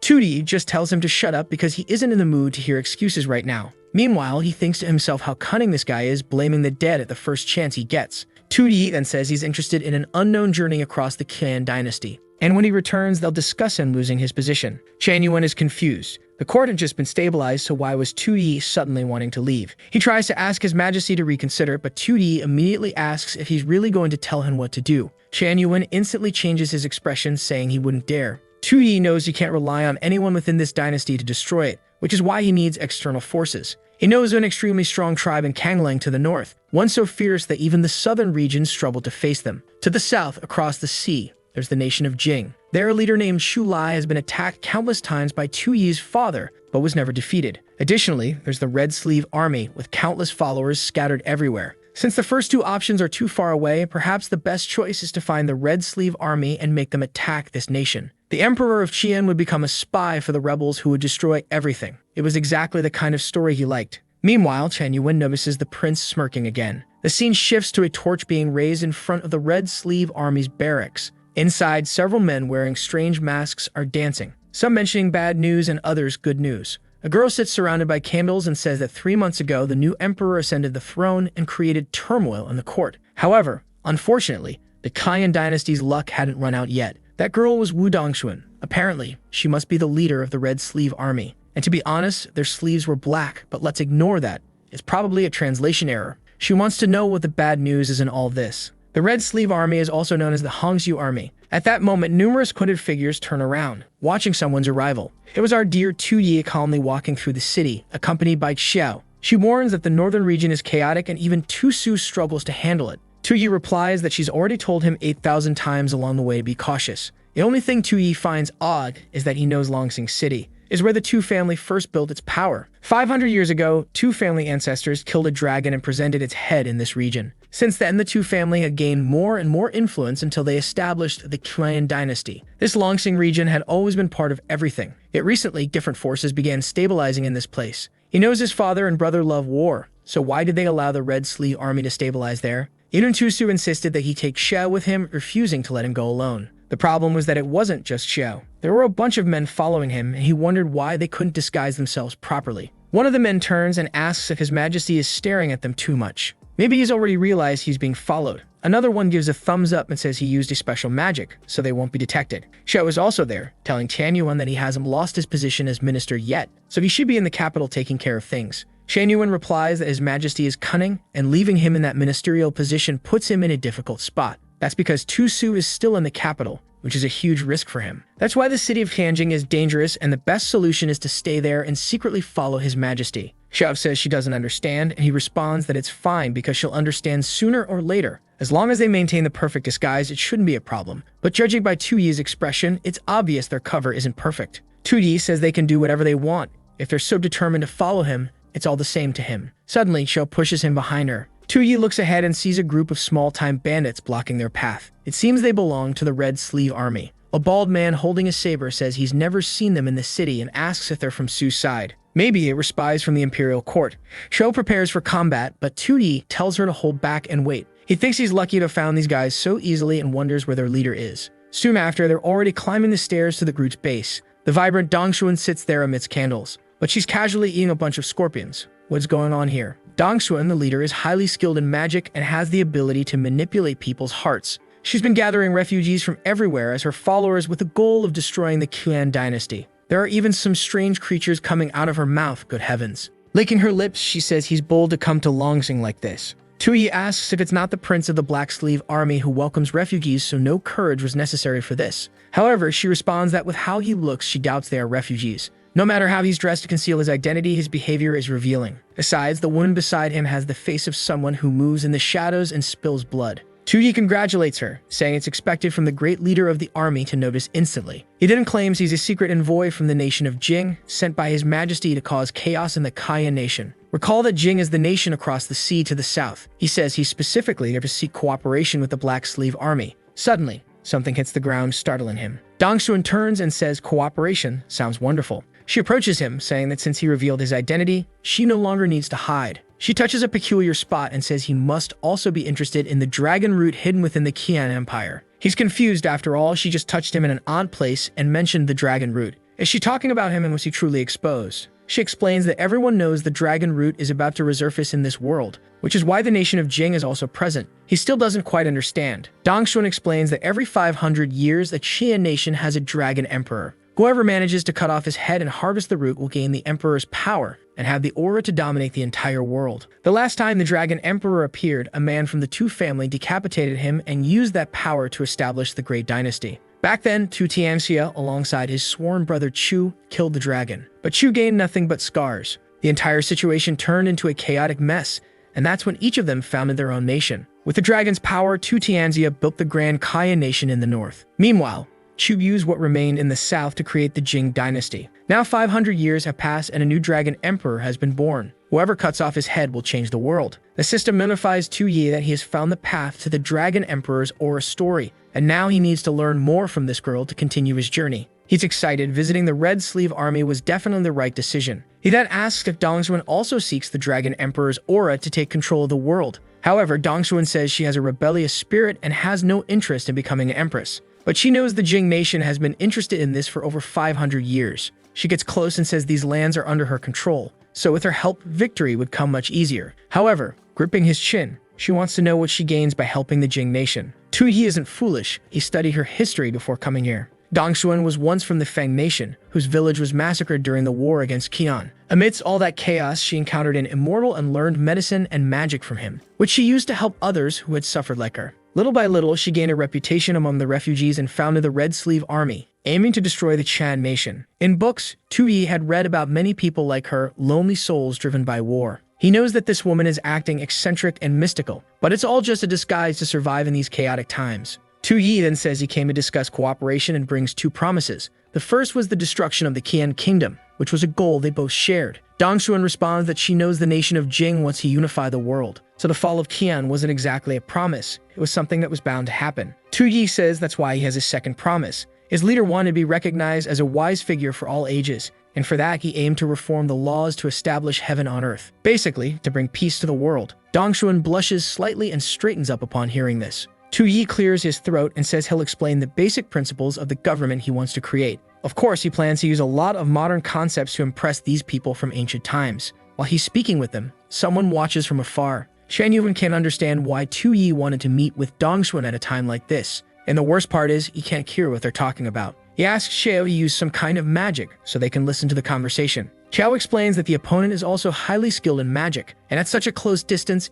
it could be dangerous. She begins folding an origami figure, saying that maybe there's a way to handle this. Then she activates a shadow capturing spell. The little creature flies to a tree right behind Tu Yi and lands. Tu Yi is talking to Dongxuan about developing and improving people's lives through land reforms, agriculture, and something along those lines. promoting trade, the circulation of materials, and establishing education and technology. Tianyuan asks why the words sound so broken, and Chao says they're too far away. Even so, Tianyuan can sense that it's something about governance and that there's a certain wisdom behind it, but it still sounds too vague and impossible to achieve in this era. Then the origami transmits the phrase, "All men are born equal." Xia smiles, saying that equality for everyone is a romantic idea. However, Tianyuan becomes desperate upon hearing that. He says that in the past, a man named Xing Liu tried to challenge the nobility and was torn apart by 5 horses. If everyone under heaven were treated equally, it would bring the Qianyuan dynasty to ruin. The nobles and the emperor would bring disaster upon themselves with nowhere to escape. He's about to say that this would truly be the end,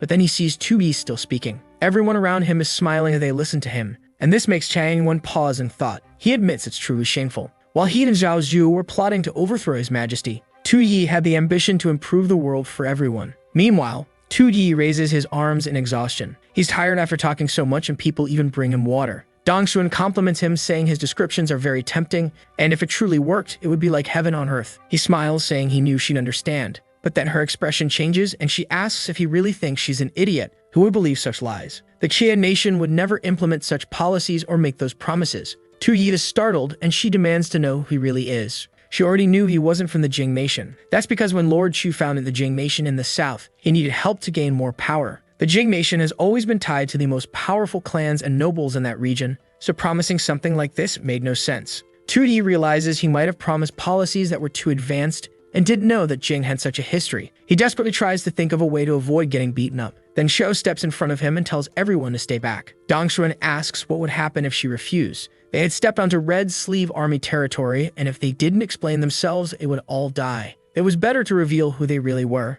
Tu Yi then confesses. He says he didn't expect her to see through him, but he is indeed from the Chan nation. Dongxuan responds that she already knew. The people of Jiang were the ones she hated the most. Tu Yi quickly asks her to wait, even though he was from Qian. Just like her, he wanted this nation to fall. Shan Yuan is shocked. Xia says that the emperor seems to be in danger and asks if they should go save him. Shan Yuan responds that for now, it's better to trust his majesty. Surely he must have some kind of plan. Though internally, he's extremely curious to see how his majesty plans to convince Dongxuan in a situation like this. Then Tu Yi boldly declares that he is the Grand Chancellor and Prime Minister of the Jiang nation, named like Shan Yuan. The real Lei Shan Yuan is stunned, completely unable to understand what's happening. Dongxuan, confused, asks if he's really Chan Yuan. Tu Yi confidently confirms, saying he always dreamed of taking Tu Yi's throne and establishing a nation of equality. That's why he served that damned old man Qianjun like a dog, but finally the old man is dead. Dongxuan responds that she heard the emperor had indeed died recently, and that 2 ministers, Tian Yuan and Zhao Zuo, were supporting a useless prince named Tu Yi. But suddenly, Tu Su appeared and supported Tu Yi's rise to power. Tu Yi agrees, saying that's exactly what happened, and he has no idea why Tu Su acted that way. Dongxuan says she also heard that Zhao Zhu was executed, while Tian Yuan kept his position. However, it seems he lost all influence and was even imprisoned by Tu Yi. Tu Yi, staying in character, says that damned Tu Yi really tried to kill him, but he barely escaped from Qianjing. Dongxuan thinks for a moment and says she heard Chan Yuan was extremely intelligent and talented. It makes sense, considering the government plans he presented. But she also heard Chan Yuan was much older. Tu Yi quickly claims he has techniques that keep his skin young, but that's not what matters. What matters is that as long as that fool Tu Yi sits on the throne, his ideas for governance will never come to life. Dongxuan asks if he's trying to imitate Xing Liu from history, the minister who betrayed the emperor. But she knows that story ends with him obtaining the dragon root and becoming emperor himself. Tu Yi raises his hands and denies it. Dongxuan still seems unconvinced and says that for now, they'll postpone this talk of cooperation. First, she has to deal with something else, the rats hiding in this place. Xia immediately realizes they've been discovered, but the moment she tries to move, Dongxuan is already beside her, asking if they were enjoying eavesdropping on others' conversations. Xia reaches into her pocket, trying to grab an escaped talisman, but Dongxuan notices, swiftly spinning on the ground, impressed by Xia's skill with talismans. However, she says it's a shame that Xia isn't strong enough to face her. Lightning flashes as Dongxuan unleashes the 8-direction assault. Xia's hat is burned to the ground and she's left completely fried. Just as Tianyuan tries to act, Dongxuan's hand is already on his shoulder, remarking that he had a very interesting subordinate by his side. With such a strong protector, he must also be an extraordinary figure. She grins, saying she's lucky to have found 2 remarkable people today. Seeing all this, Tu Yi realizes his plan has completely fallen apart. And why is that boy drooling so much? Dongxuan then asks directly, "Who exactly are you?" Tu Yi starts thinking. He just pretended to be Tian Yuan. Would Tian Yuan dare pretend to be Tu Yi in return? But no, that wouldn't make sense if their ages are too far apart. He knows he can't say something that's stupid. Meanwhile, Tianyuan starts to speak, trembling. A flashback shows an old man asking Tianyuan why he wanted to study. Tianyuan explains that his father was a scholar, and from a young age he read countless books. At that time, he simply surrounded himself with knowledge but never questioned why. He tells his father that he just wanted to read, never considering any greater purpose. His father responds that he must establish a heart for heaven and earth, create a life for the people, and continue the teachings of the ancient sages. That was the path the sages taught for scholars to follow. However, his father wasn't as noble as the sages. All that talk about establishing a heart for heaven and earth or creating a life for the people was just a means to an end. What his father truly wanted was to leave his name in history. This left Tianyuan deep in thought. The old man said that human life is so short that in less than 100 years, everyone is forgotten and becomes nothing but dust. Only by leaving his name recorded in history can a person be remembered by future generations, just like the scholars of the past. Through the teachings left behind, one could become immortal. Although Tianyuan didn't like his father's words, they gave him a sense of direction in life. But good times didn't last. Horses approached, and the entire village was set on fire. War had obviously reached their land. It was only then that he discovered the pride of a scholar meant nothing in the face of life and death. Everything he had been dedicating himself to was nothing more than a joke. He looked to the side and saw a man in a tree asking for help, saying he hadn't eaten for 3 days.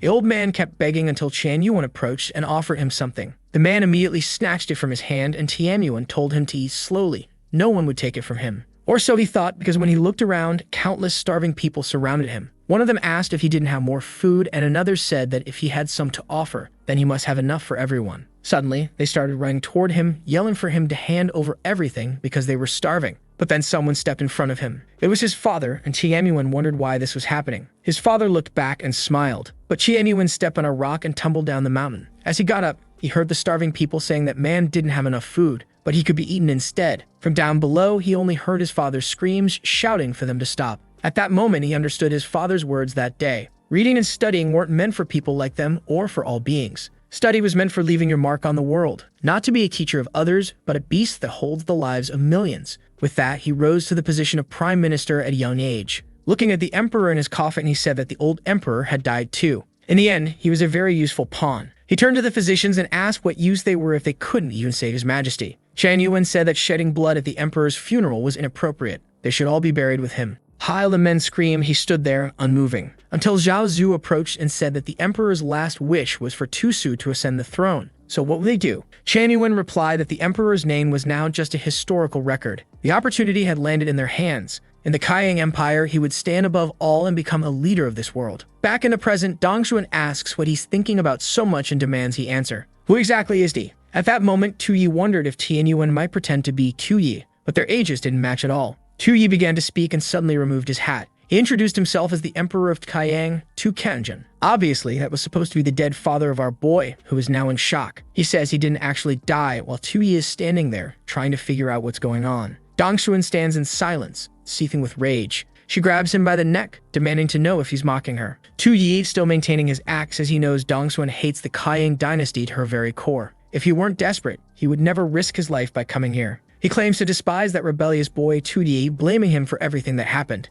That ungrateful son was extremely ambitious and cunning, always pretending to be a fool when he wasn't. Their father always believed he was the most incompetent of all his sons. In the background, Zhou is on the verge of exploding. How dare this bastard steal the emperor's title at a moment like this? Tuyi, posing as the former emperor, says he never imagined his son would ally with numerous ministers and plot to steal the throne, a scheme that lasted for years, even recruiting Zhao Zhu into it. Dongshuan begins to wonder why so many secrets of the court are being revealed to her today. Tuyi continues, claiming that the only person who remained loyal to him was Tianyuan, which in this case is Tuyi pretending to be Tianyuan. When Tuyi decided to seize all power, he had no choice but to fake his own death and escape. He kept Tianyuan in the court to create conflict between Tuyi and Zhao Zhuo, but everything went wrong. That's because his other ungrateful son, Tu Su, helped Tuyi kill Zhao Zhuo and establish the court. Now Qiao is even angrier. This man wasn't just tarnishing Tuyi's name, but also smearing Tu Su's. She swears that soon this man will meet the same end as Zhao Zhuo. Dongshuan coldly asks if he ran here like a beaten dog. In her grip, he pleads, calling Tuyi still pretending to be Tianyuan, a cruel minister for so long. He says he even insulted the emperor of his own will and endured great hardships. Xiao was ready to strike him down when suddenly Tuyi clasps his hands. He says that insulting his majesty was a necessary evil, and he deserves to die 1,000 times over. Xiao's rage eases. She sees that the boy is willing to cooperate with Tianyuan. Dongshuan throws him to the ground. She says she doesn't care because her hatred for the Kayan dynasty will never end. They came into her territory unarmed, so of course they wouldn't leave unscathed. Tu-yi slowly gets up, saying he's nothing more than a man who lost his throne. And while she could kill him, he knows that's not her best option, because the Kayan dynasty would still exist, and killing a king who's no longer king wouldn't give her the satisfaction she seeks. Dongsuan pauses for a moment and agrees. Killing just one wouldn't be enough. She wanted to see the family destroy itself, the entire nation crumble, the country destroyed, and the bloodline wiped out. Shan Yuan looks terrified, but Tu-yi is celebrating internally, thinking this part about the nation being destroyed is the best outcome. For Tu-yi, pretending to be his father was the perfect plan. This way, he wouldn't die because Dongsuan would want to use him to stir conflict. Calling himself the Destroyer, he thinks that, as expected, he can truly rely on someone as smart as himself. Dongsuan then asks if, besides wanting the Dragon Emperor's power, he also seeks the support of her troops. Tu-yi admits that he does. Since the Qian Kingdom's army is the second strongest, together they could destroy the dynasty. But Dongsuan cuts him off, telling him to stop dreaming. Even though she would love to see the two family fall apart, using her army to help the enemy is going too far. And that's something she will never do. Tu-yi laughs and says that if Dongsuan won't help him, why not help Chan Yuan instead? Immediately, Tu-yi gets a dumbfounded look on his face. He says that after everything that happened with his sons, he's tired of the throne. Dongsuan seems skeptical, but he insists that not only does he want to get rid of his two ungrateful sons, but he also means to put someone on the throne who thinks about the people. Shan Yuan, he claims, is the right person for that.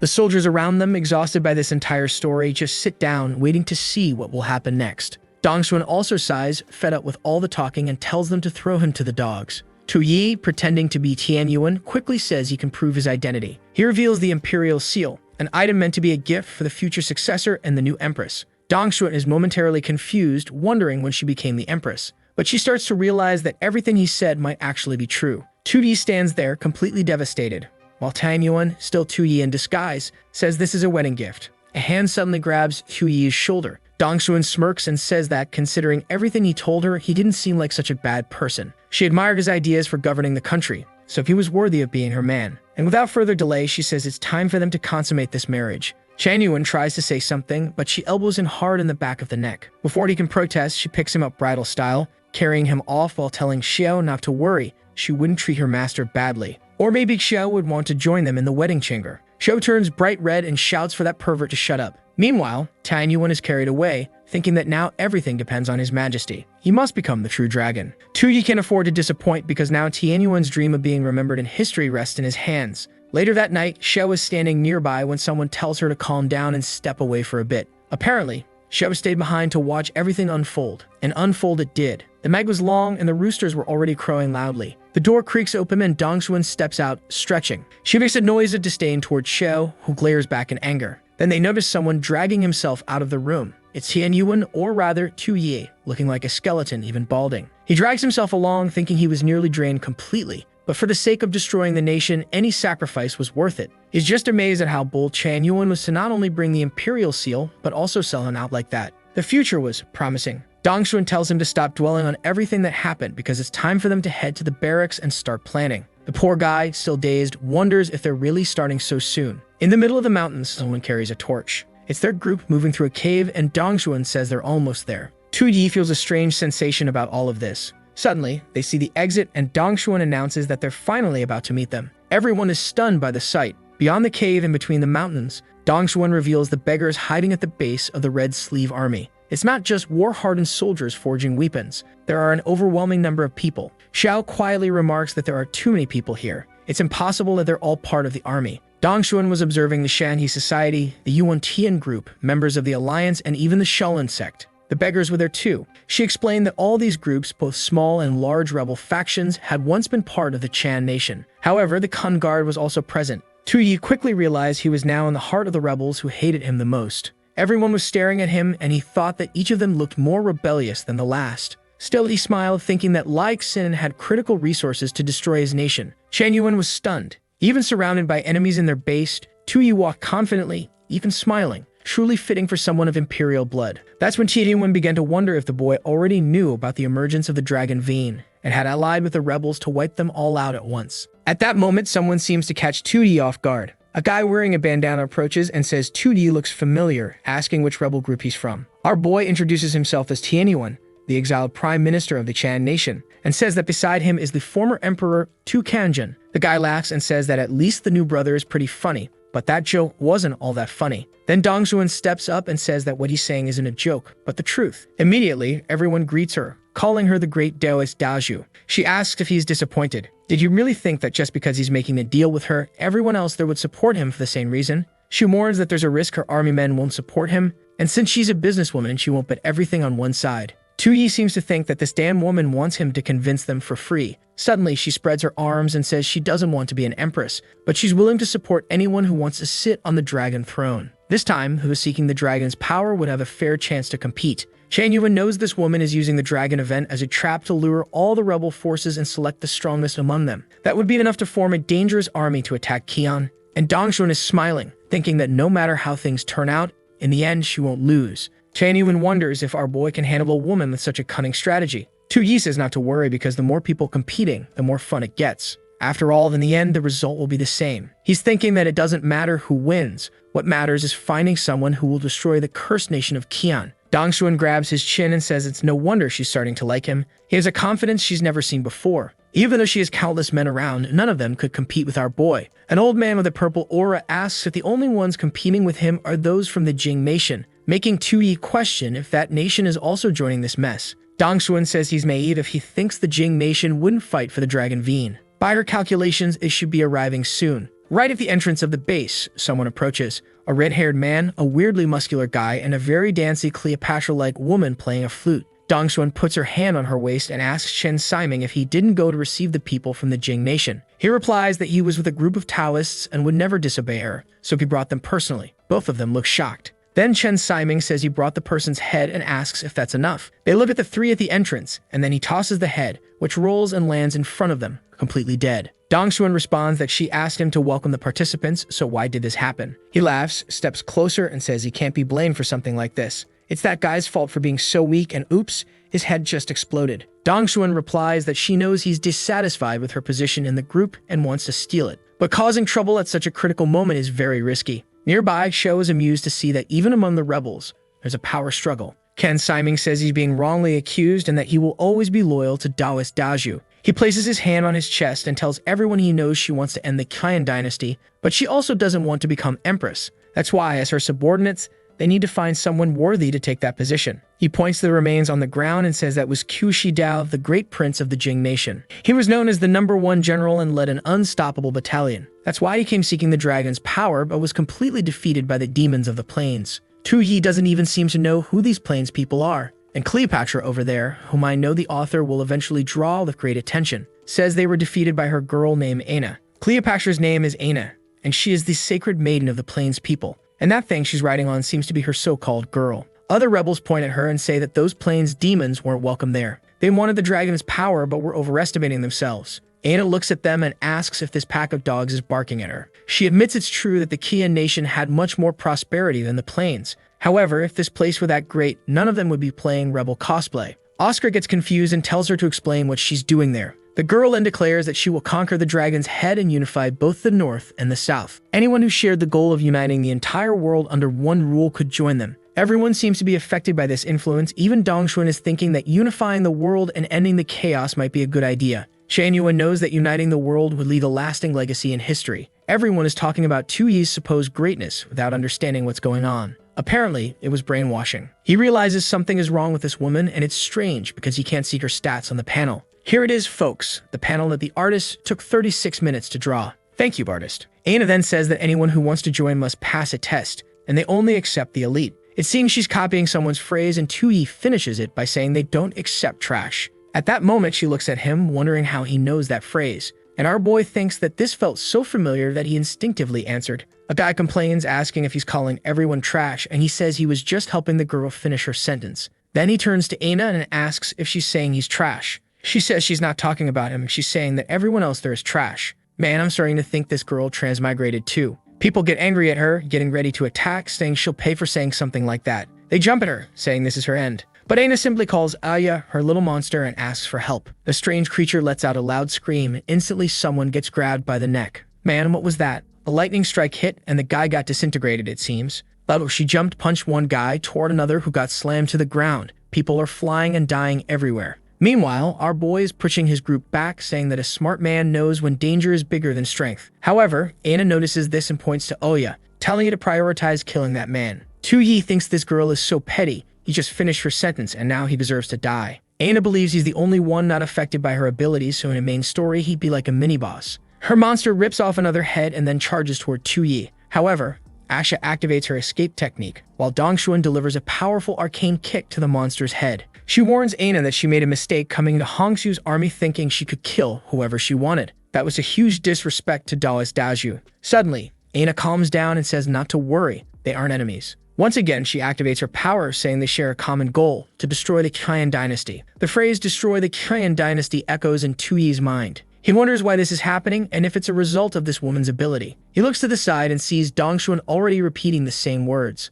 While she's in a trance, Ana stands there with her sinister smile. Suddenly, she turns and says that first, they could kill the former emperor of Qian. At that, Ana smiles. She hadn't expected the bonus of having the former emperor right there. She's targeting our boy's entire group, who is always being protected by the women. But now, at least he knows the Sacred Maiden's ability. Everyone has a certain obsession in their heart, and this woman's ability is to amplify that and align it with her plans. Ana then says to destroy the Qian nation and continue on to kill Tu Kanjin. Under her control, Dongxuan moves toward Tu-Yi, repeating that she will kill him. Covering his ears, Tu-Yi says he already knows about her ability through the system and is aware of its flaws. Suddenly, a hand stops Dongxuan. It's our boy, saying that man is no longer the emperor of Qian. Killing him won't destroy the Qian dynasty. Dongxuan suddenly stops and begins to cry, or at least that's what it says. But Ana seems to be bursting with rage. Since Ana's ability relies on verbal manipulation, all you have to do is expose its logical flaw. That way, her ability breaks. However, he suddenly notices something. In the background, she's getting angrier than ever. She asks Dongxuan if her childhood dream wasn't to destroy the Qian dynasty. So why, now that the target is right in front of her, is she hesitating so much? Has she lost her willpower?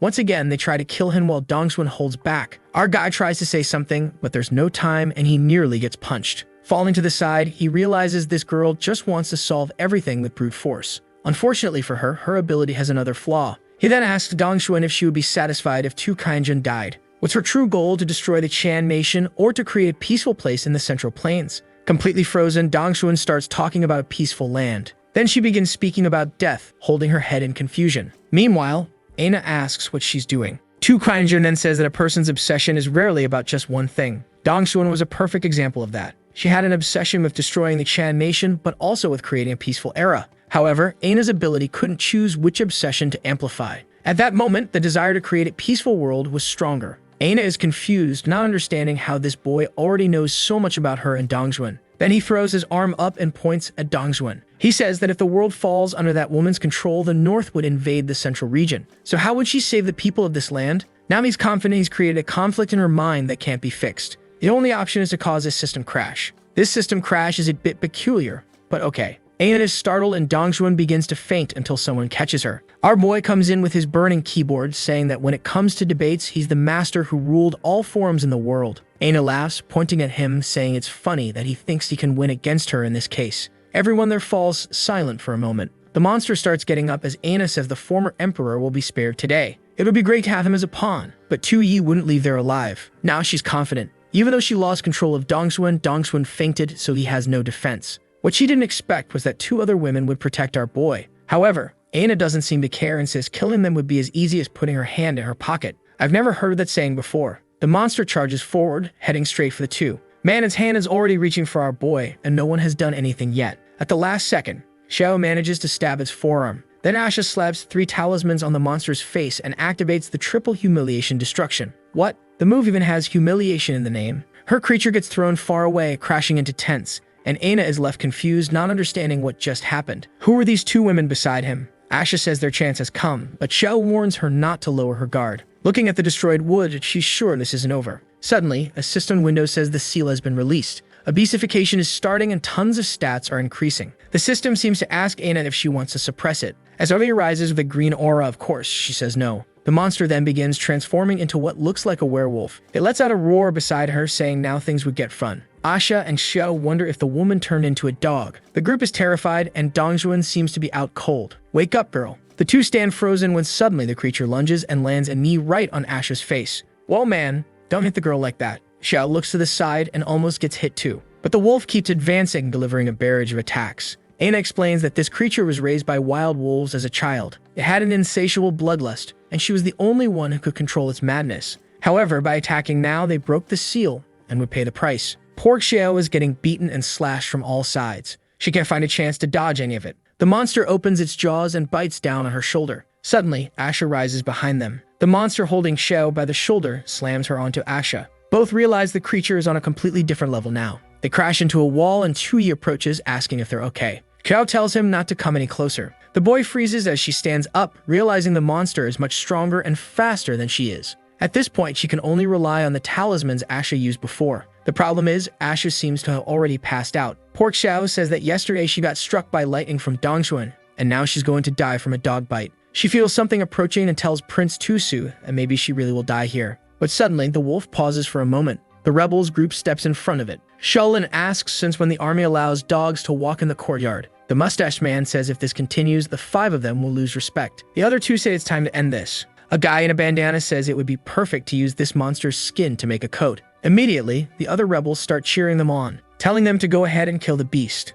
Our boy is excited too, saying that finally the rebel leaders have arrived. Xiao smiles as the guys start glowing, charging forward. They must be weak and about to get wrecked, right? Of course, man. They got grabbed in a bear hug and slammed into the ground, exploding. Smoke rises, and when the crowd looks, only their little souls are floating out of their bodies. At that moment, Aina holds her stomach and can't stop laughing. But suddenly, Xiao lifts to the side and asks what that person is doing there. At the same instant, the wolf begins approaching her. Knowing she can't escape, she grabs She and throws her into Tuyi's hands, telling him he urgently needed to kiss that woman. Man, even if he didn't want to, he had no choice because she shoved his head into She's mouth. The boy sacrificed himself, truly a hero of the nation. But he must have been holding a coconut water or something because how is it leaking this much? And it just keeps going. What's even happening there? He's using his hand. What's going on? Man, our boy is taking full advantage of this. Oh, right. Xia needs to lose her mind and also have a woman to hate. In this case, it's going to be Xiao. Now I want to see what she'll do with that. Suddenly, She's eyes start glowing purple. While the little wolf looks confused at their drool,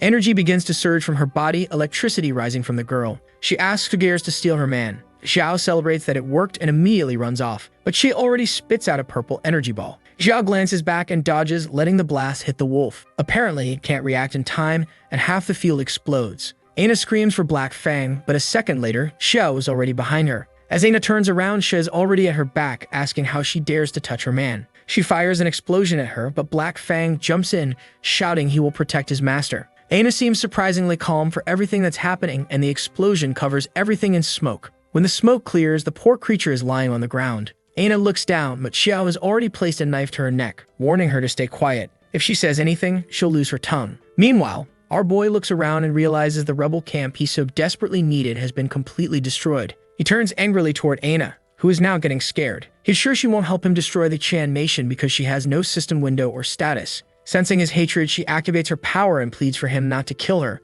telling him to lower his sword. But Tuyi knows this woman is too dangerous and her power could get him killed before he achieves his mission, so he must end this for the mission's success. Suddenly, she says something about a magical girl carrying a bag of rice. Apparently, it's a phrase from an old anime called Detective Conan. Upon hearing that, 2D halts his attack and everyone around him looks confused. He withdraws the sword from her head and asks if she's also from another dimension. Immediately, she throws herself at his feet, crying and saying yes. She's also a transmigrator who ended up in this world. He then asks Xiao not to kill her yet. He needs to talk to her first and understand what's happening. The poor girl is there, sobbing at his feet. Just then, Dongxuan wakes up. Apparently, when she was standing earlier, the artist forgot she wasn't supposed to be standing. She gets up and seeing the destruction, asks what happened. She looks at Lin Chuan and sees the woman beside him. Immediately, she points at Aina and says she deserves to die for controlling her like that. But Tu Yi tells her to wait because this girl's life might be useful to him. However, Dongxuan scolds him, saying he should stop coveting a woman from another race and that they need to deal with her.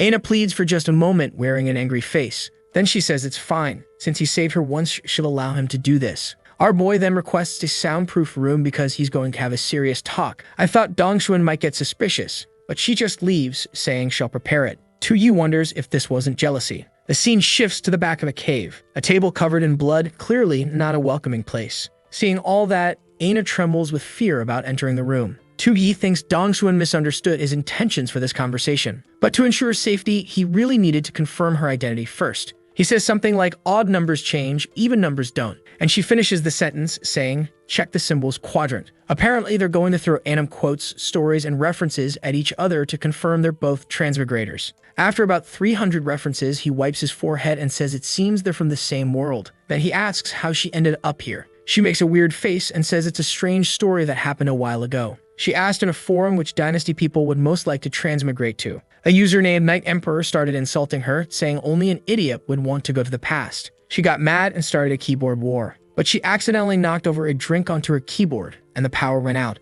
After that, she suddenly reincarnated as a confused baby. She says it all sounds ridiculous, but 2D realizes that Night Emperor was actually him. What's strange, though, is that she transmigrated into a baby's body. He pulls up a little chair and asks how she knew he was a transmigrator. Already seated, she says it was because he understood that reference when he finished her sentence about everyone being trash. The fool sits there realizing he really messed up by letting that slip. She then leans in close and says that as fellow transmigrators, they should form a team. He asks how and why, and she questions if he still considers himself Lee Chin-yun. Then she sends a mental message saying that even as a high-ranking officer, he must have trouble adjusting to this life. With his hand on his face, he admits that's obvious. He used to spend his days gaming, drinking soda, and watching videos. But now the food is awful, sleeping on that hard bed is terrible, and his entire life is torture. Apparently, during the mental message, she tried to activate her power again. She's confident because it seems like he hasn't noticed he's being influenced. She asks if he gained any special abilities since transmigrating. He says no, that all he has is a useless system. She comments that it seems his transmigration hasn't been as smooth as hers.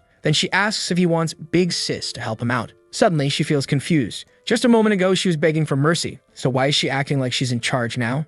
She then asks if his goal is to destroy the Chan nation. He says yes, so what? Then she turns around saying she knew he wanted to destroy Qian and become king himself. But he's thinking that this woman is completely mistaken. He wants to destroy the Chan nation and leave this world. Who would want to stay in a horrible place like this? That's when he realizes she's trying to use her power to control him. Suddenly, she starts taking off her shoe and says she might even give him a dragon vein if he listens to her. She even offers to let him kiss her foot because she's sure he's never done anything like that. The girl puts her foot in his face and he's fuming with anger. Out of nowhere, he covers her mouth and ties a bandana over it. She can't speak anymore, and he comments on this nonsense about grabbing the dragon's head and becoming king. He says he's tired of people constantly trying to shove their ideas into his head since he transmigrated. He can't believe even another transmigrator doesn't understand how he feels. Gagged, she realizes her power won't work like this and silently pleads for him not to get closer. He leans in and says he'll tell her what he truly wants. Poor thing can't say anything, and honestly, I have no idea what happened next. Later, he slams the door open and she comes out behind him. He looks around and sees that everyone was waiting for him. The girl is gagged and completely red-faced.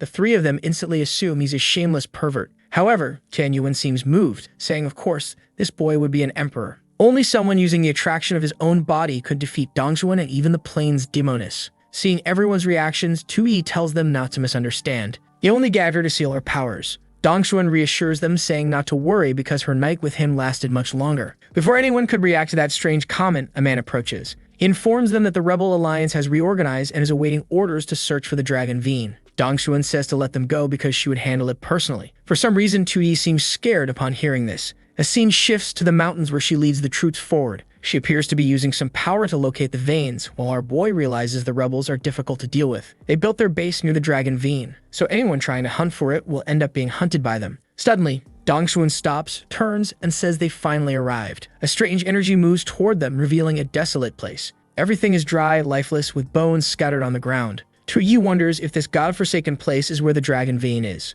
Then the rebels approach her, asking if she's in the wrong place. How could the Dragon Veen be in such a wasteland? That's when a golden explosion erupts behind her, and something rises into the sky. Amidst all that, a gigantic door radiating light appears. Everyone instantly knew this was the Dragon Veen. The rebels rush in, desperate to enter. As everyone charges forward, Tuyi celebrates. He wanted them to conquer the entire Dragon Veen, so they could help him gain enough strength to destroy the Chan nation. Even the gag girl is laughing. However, Chio wants to kill them all, saying the Dragon Veen is connected to the nation's fate, so the rebels must not gain control over it. But Tuyi says he's in no hurry, so why is she so tense? Shanyuan says the Emperor has unmatched wisdom. Those who go first always trigger the traps. Tuyi then raises his hand and says it's time for them to enter. With that, the group moves through the golden gates. The entrance behind them seems to close. As they walk inside, our boy is impressed, wondering who could have built something like this. They stop in front of a door, hearing people screaming that everything inside belongs to them. Shen Yuan remarks that it seems they've run into a situation. They approach the door to see what's inside. The rebels are buried in mountains of treasure. The men were crying, saying that with so much wealth, no one needed that so-called dragon treasure anymore. Xiao and Aina told them to check out other rooms. In one of them, the beggar sect was fighting with the Shanghe society over who would keep the weapons. An old man was staring at a scroll, saying that if he had read this as a child, he would have been a martial arts genius. Everyone there was fighting over treasures, stirring up discord. Dong Xuan said that to gain recognition from the Dragon Vein, one must have the right character. Being tempted by such lowly treasures was the mark of a small-minded person. Shen Yuan commented that this must be the Dragon Vein's first test, and they needed to stay cautious. Tu Yi said a simple test, like this was easy for him. Dong Xuan turned to him, knowing he wouldn't struggle since he had already made far greater decisions. But suddenly, she asked what he was holding in his hand. The boy actually looked like a merchant carrying 2 bags, a pot on his head, and a sword. He casually said it was none of her business. She whined, asking if he hadn't heard what she just said. This was a Dragon Vein test. Ignoring her, he walked into another room, saying he was sure there must be better treasure there too. Shan Yuan wondered why someone who ruled a nation and had seen countless treasures would be tempted by this junk. Our boy was thinking that if this Dragon Vein test was meant to judge whether he was greedy, then he'd be the most greedy person possible. He actually wanted to lose points, not gain them. Then he saw a bunch of people dead on the floor and wondered if they had been fighting over this pile of trash. Looking around at the treasures, he thought they weren't much better than national relics. The only thing in that room that could tempt him was a cell phone. Later, he approached the group, apologizing but saying he brought a little present. Smiling, he said he didn't bring everything he wanted but would share a bit. Xiao grabbed 2 daggers. Shan Yuan received a sword that he quickly recognized bore the dragon's mark. Dong Xuan got emotional over an ancient technique scroll. Xiao was delighted with her gift. Oddly, Aina received a peculiar whip. Tu Yi told her to hold onto it because when he returned, he'd use it on her. Man, this boy has a peculiar relationship going on. Dong Xuan thought to herself that at first she sensed an imperial aura about him, but now she wondered if she had been wrong. Suddenly, they felt a strange tremor and rocks started falling from the ceiling. Those still in the treasure rooms were crushed. The entire place collapsed as they screamed for help, dust rising everywhere. When they looked again, all the rooms were buried in rubble, with pools of blood beneath. Tu Yi was devastated, realizing that the rebel group he so desperately needed was dying so easily. Looking at the group, Dong Xuan noted they had entered with 158 people, but the first challenge had already killed over 100. Suddenly, a voice echoed through the hall, saying that the first test on the Imperial Path was the test of possession. Tu Yi looked up and then at his arm, wondering if it was the system. But it didn't seem to be speaking to him directly. The voice declared that those obsessed with worldly treasures lacked the quality to become an emperor and were eliminated. Only those who carried the world in their hearts and had a calm mind could proceed. Everyone sighed in relief for surviving. Tu Yi grumbled, asking if this guy would stop talking. Since he had stolen so many treasures, he was surely about to be kicked out. But then the voice said that only those who used treasures for the good of others had the right to rule this world. Immediately, a light shone beneath Tu Yi, and the voice announced that here stood true greatness. The poor guy was devastated, then his face twisted with frustration. Shan Yuan was thrilled, running over, saying this was truly incredible. He placed a hand on Tu Yi's shoulder, saying it was only natural for him to achieve this. But Tu Yi turned, clearly not happy. Aina stood by, wondering how he could be so clever as a transmigrator like her. Truly, the boy's talent was terrifying. The others behind them wanted to know who he was, and someone answered that he was a traitor of the Chan nation. Other rebels murmured that looking at him, they could indeed sense the aura of a true emperor. Everyone in the room was talking about him. Tu Yi tried to step out of the glowing light, but it followed him. He yelled for the damn system to turn off the spotlight because it was giving him a headache. But the system on his arm congratulated him for passing the Dragon Vein's test of possession. With that, he would receive the blessing of the place and imperial aura. Immediately, he asked if this imperial aura would increase his strength. The system replied no. The imperial aura was purely for style, making him look like an emperor. That was all. He was utterly crushed to realize this so-called imperial aura was just for show. With that, the voice in the hall announces that since a competitor has obtained the imperial aura, the next test will now begin. On the path of the imperial arena, the next challenge will be a test of strength. Suddenly, no one can see anything, and when 2D opens his eyes, he finds himself wearing armor. A group is gathered in a tent, confused about what's happening. Someone appears at the entrance and calls for the marshal, requesting him to begin the military assembly. The goal of this test is to lead the Muyang army to conquer the city of Songgu. To the south of the map lies the wide Lin Kang River. The Muyang army, led by Marshal Tu Die, is stationed near this region. 21 miles to the north stands the massive city of Songgu, the target of their attack. Songwu has 5,000 soldiers, while the entire Muyang army has 20,000. Both sides have sufficient supplies, so this battle could last for many months. Given the numbers in Songwu's fortifications, victory would be extremely difficult. A kneeling soldier informs the marshal that more than 5,000 troops have fallen ill due to a plague. The soldiers' morale is low and an urgent decision must be made. Shan Yuan and Tu Yi remain silent for a moment. Shan Yuan turns to Tu Yi and says this test of strength seems to be about the ability to conquer the world. Since they appeared in the same tent, they likely belong to the same faction. Tu Yi approaches the table and remarks that this feels like a game mission, and a tough one at that.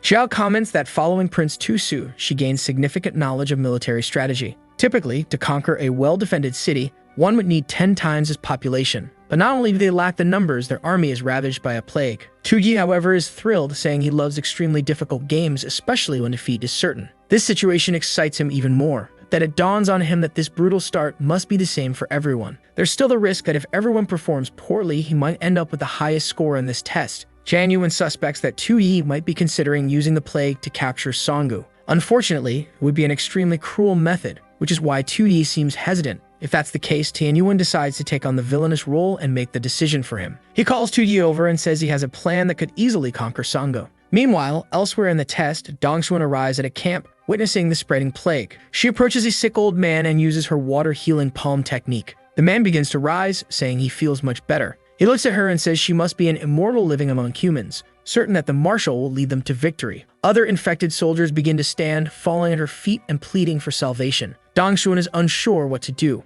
She recalls when she was a child and tried to help the hungry and the poor. She knows that alone she can't heal thousands of patients. It's like trying to put out a fire with a glass of water. But in that moment, this is all she can do. She tells them not to panic, promising that while she's there, everyone will be saved. She then asks those skilled in healing techniques to help treat the sick. Writing on a piece of paper, she hands over a prescription with ingredients needed for medicine. She stands and returns to healing the people. The scene shifts to another part of the test. At a banquet table, Aina bites into an apple and scoffs at the idea of 20,000 soldiers trying to attack a city defended by 5,000. Not to mention that many of their troops are infected. How could they possibly win? From across the table, someone says it's not that hard. It's Chen Siming, who claims that capturing Songgu couldn't be easier. He leans in and asks when they'll launch the attack. Siming then suggests they infect the 5,000 defenders. With a fast-spreading plague, the city would fall in no time. They could catapult infected corpses over the walls. Coincidentally, this is the exact plan Shan Yuan is explaining to Tu Yi. The only difficult part would be accurately launching the corpses into the city. Tu Yi thinks Shan Yuan is incredibly cruel. Even the king of hell would bow to such a plan. With his hand on his face, Tu Yi mutters that this is a vicious strategy, not something a wise leader would do. Shan Yuan argues that there is no mercy on the battlefield, but Tu Yi tells him to wait. He announces that he has a much better plan. A soldier nearby wonders what plan that could be. Tu Yi should know that to invade a city like Songgu, you need 10 times the number of troops. But with what they've been given in this test, a direct invasion is nothing more than a dream. Tu Yi admits that the army's morale is far too low. He plans to retreat to the lake and wait for a better opportunity. Xiao mumbles to herself, thinking she expected a decent plan. But he just wants to run away because he knows they can't win. Worse, he's acting like he came up with some brilliant idea. But in reality, he's acting like a coward. Shan Yuan, with his hands on the table, tries to convince himself that he still can't comprehend the plans of an emperor. There must be something deeper behind all this. It was a shame that his military knowledge wasn't enough to understand His Majesty's thoughts. Tu Yi then raises his finger and says that, in addition to retreating, they will take all the infected soldiers with them, even those who can't even walk. Shan Yuan is shocked and says that's impossible. The infected can't be saved, and bringing them along would spread the plague and slow down the army. But Tu Yi responds that no one gets left behind or abandoned. That's how he treats his soldiers, and he asks if this answer satisfies Shan Yuan. Shaking, Shan Yuan merely says that the humble servant would never object. Xiao just watches in silence. The scene shifts to the city of Songgu during Test 3. An infected body is inside a sack. A catapult is prepared while soldiers stand terrified. Even unwilling to be part of this, the officer is forced to give the order to launch the bodies. From atop the wall, Songgu's army shouts for everyone to take cover. But when they look up, they see dozens of corpses flying toward them. From afar, they hear soldiers screaming to throw the bodies back out. Yet the commander of the attacking army orders them to keep firing. Bodies are continuously launched, and he's already dropped his sword. He can no longer continue. For so long, those people were his soldiers, but a hand rests on his shoulder, urging him to keep giving orders. It's Aina, who asks if he forgot what he desired most. After this war, he could return home and get married. Under her hypnosis, he agrees, saying he can do this. He steps away while she wipes her sweat, annoyed by how tiresome it is dealing with complaining soldiers. Simon praises her, saying the Sacred Maiden's power is truly impressive. He can't believe Songgu will last much longer. On the first night they launched bodies, the soldiers on the walls threw them off. But within 24 hours, they stopped, likely because the plague spread among those stationed on the wall, leaving them terrified. Aina then orders Oya to jump over the wall and open the gate from inside. Aya quickly charges and easily scales the wall. With few guards atop the wall, Aya takes out the first two with ease. Seconds later, the gate opens. The army cheers, raising their weapons, praising the Sacred Maiden's brilliance. Simon remarks that this victory is too easy, but Aina credits him as well. She raises her arms and commands the troops to advance. Eagerly, the army begins crossing the walls. Aina leads on horseback, declaring it's time to conquer the world. However, as they enter, the city is eerily silent and empty. She wonders what's going on and why no one is in the streets. Even with the plague, it shouldn't be this quiet. There was only one reason it was this easy. Suddenly, something approaches from behind. Arrows rain down on her army. Men scream they've been ambushed and shout to retreat. Looking back, she sees Song's forces advancing. A man on horseback steps forward, saying they finally showed up. Nervously sweating, Aina asks who he is. He introduces himself as Lu Yu, a Song practitioner specialized in plague manipulation. The scene shifts back to Test 1. Lai Qianyuan, now wearing a mask, looks exhausted. Soldiers ask if he's alright and he assures them to keep moving the wounded. Suddenly, someone calls for Lord Lai. It's Sha, who reports something strange that must be addressed. Apparently, this plague has magical traits. They suspect the illness is being caused by someone. His expression darkens and Sha confirms it before he can speak. There's likely a plague sorcerer affecting Songwoo's soldiers. Qianyuan realizes they narrowly avoided disaster. Had they invaded, they'd have walked right into a trap. In the background, Xiao listens closely. She wonders if Tu Yi had already suspected this and that's why he wanted to retreat. Back with Aina, her army is being slaughtered. Their plan never stood a chance because the plague would never spread with a sorcerer in the city. She realizes she walks straight into his trap. From his horse, Lu Yu mocks her for the foolish plan of launching bodies. Aina now understands that those corpses pose no threat, which is why the city was so quickly abandoned. Lu Yu admits she's smart and cruel, and she might have succeeded if he weren't there. Aina smirks, saying that if he dies, she still has a chance. She commands Avia to destroy him now, but Lu Yu stands firm. Aina glances back. Aya has collapsed on the ground, defeated. Before them, Lu Yu unleashes a massive green dragon aura. Aina realizes her only option is to flee. She bolts, abandoning the battlefield. Her soldiers call out for the Sacred Maiden, but it's too late. She's gone. However, upon reaching the castle exit, she finds it blocked by crowds desperately trying to escape. Immediately, she orders Oya to scale the walls. However, someone grabs Aina by the shoulder and others pull at her arms, begging to be saved. They cry that they don't want to die and plead for help. Seeing this, Aina only thinks about how annoyingly clingy they are. She uses her power, commanding them to sacrifice their lives to protect her from that emperor. But everyone responds with a firm no. Their desire was never to die for her. One soldier says his only wish was to return home and get married. She had lied to everyone and used sorcery on them. Suddenly, Aina coughs up blood. Trying to use her ability on so many people at once push her body to exhaustion. She collapses to the ground, staring up as everyone approaches to kill her, calling her a lying witch who deserves to die. The scene shifts to people wandering through a desert, crying for help and saying it hurts so much. Among them is a younger Dongshuan declaring she could save everyone. All she needed was to become stronger. Back in her army test, Dongshuan approaches a room full of infected corpses. She uses healing magic and one man feels better for a moment. But she begins to grow exhausted and soldiers beg her to stop pushing herself so hard. If she kept going, she would die.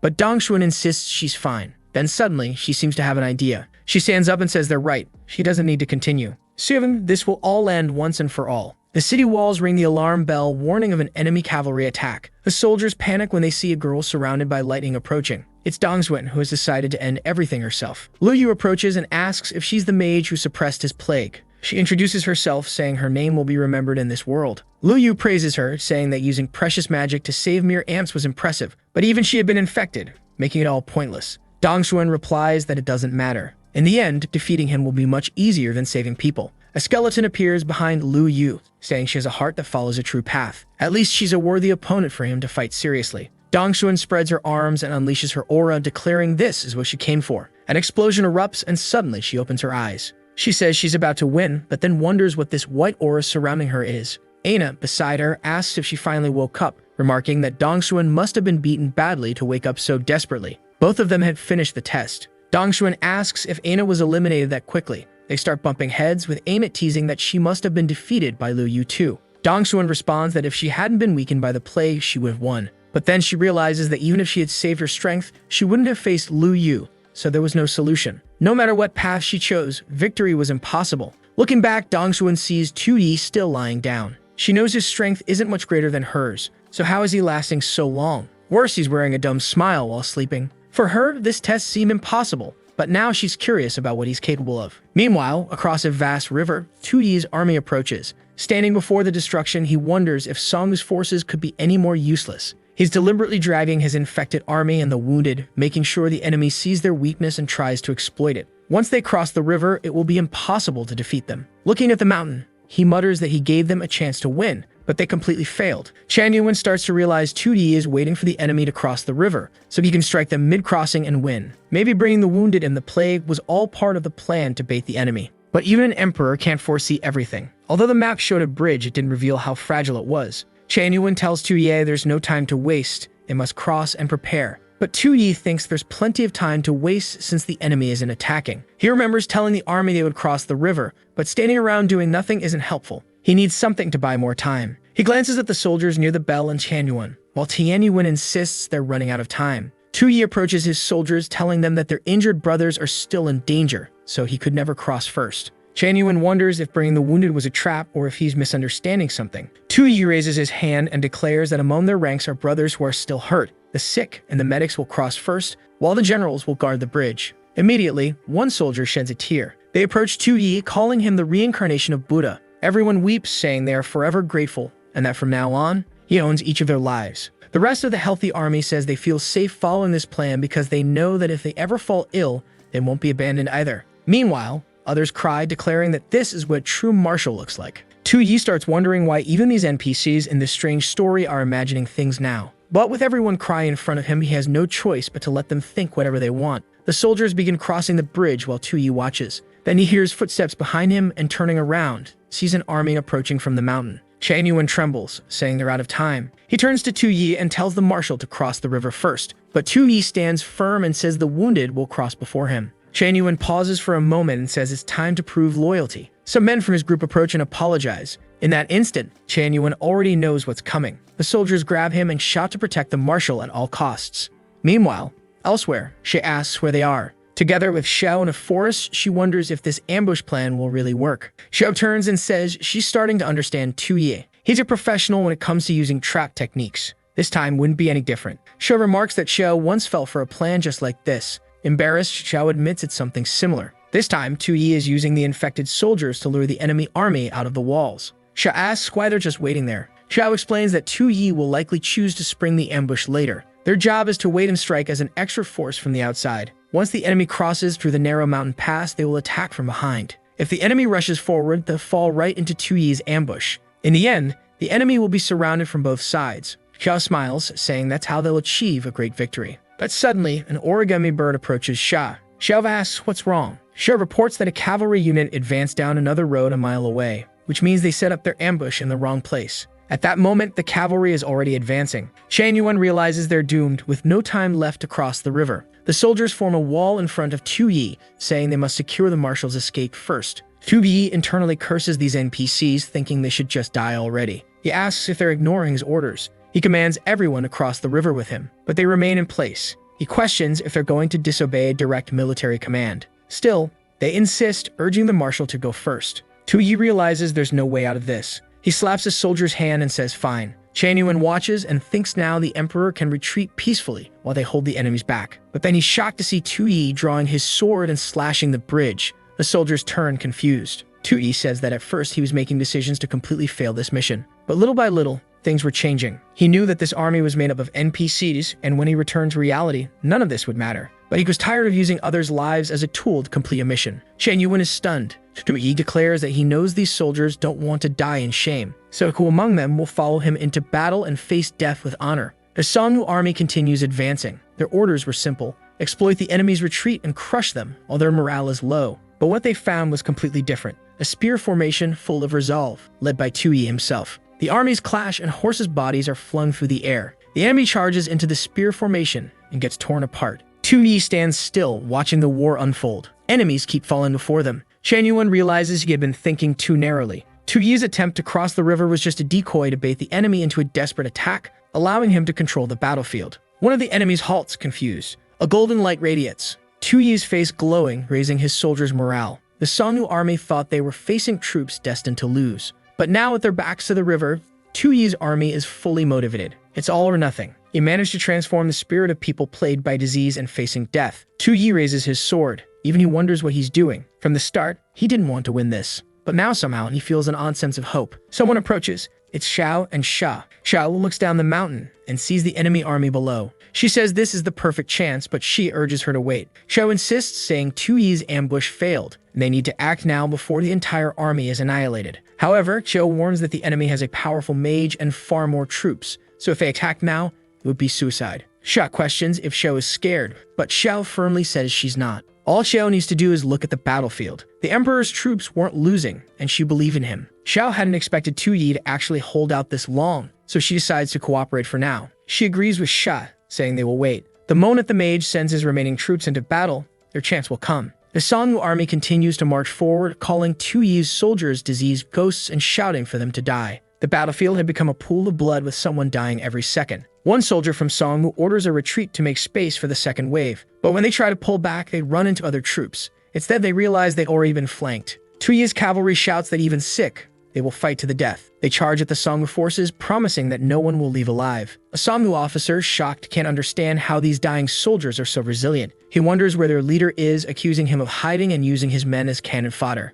But Tuyi is already beside him and swiftly beheads him. He says he no longer cares about the test, victory, or defeat. He's simply going to give everything he has in this fight. At that moment, his combat power reaches 95. Raising his sword, he commands his soldiers to follow him. They charge forward, pushing everyone to advance. Meanwhile, Lu Yu, standing with his troops, begins to feel uneasy. Xiao tells Shay to prepare because their moment is approaching. On his horse, Lu Yu admits they're forcing him to deploy his last troops. It's impressive, but this is the end of the line for them. He raises his arms and mocks that Tuyi is too young, allowing himself to be swayed by the battlefield. His troops begin advancing, confident that even if his front line collapse, he could retreat to Songwu and defend the city. But suddenly, Lu Yu's expression changes when he hears something behind him. Of course, it's Xiao leading a surprise attack. She declares this is their last chance to support Tuyi. Lu Yu is stunned, unable to understand why a hidden army was waiting behind him. Meanwhile, Tuyi continues cutting through enemies, focused solely on victory. But the Songwu elite forces begin closing in on him. Shan Yuan recognizes this as the enemy's trump card and worries Lu Yu might get hurt. A banner is raised but is quickly destroyed.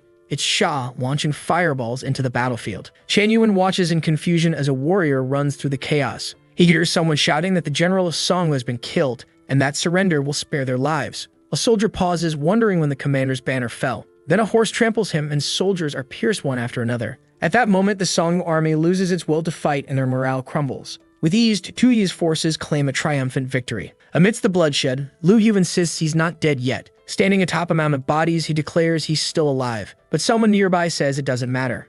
Xiao points her sword at him, stating it's all over. Suddenly, a red aura seeps from Lu Yu's body as he laughs. He admits that, in the end, he was truly defeated. He explodes in a green aura, confessing he never expected such a brilliant plan. Shan Yuan laughs and asks if even Xiao's ambush was part of Tuyi's strategy. From start to finish, it was a masterpiece. But Tuyi bluntly says he has no idea what Tian Yuan is talking about. Placing his hand over his chest, Tian Yuan vows to become someone who understands the Emperor without needing words. Suddenly, Tuyi pauses and looks at his trembling hand. He turns back and the entire army erupts in cheers, shouting that they finally won and can return home. Tuyi watches his soldiers crying with joy and stands still, thinking that in the end they really did earn that like in this video that helps Mamoru make more juicy content for his viewers. Activate the cheeky little bell, and I'm out.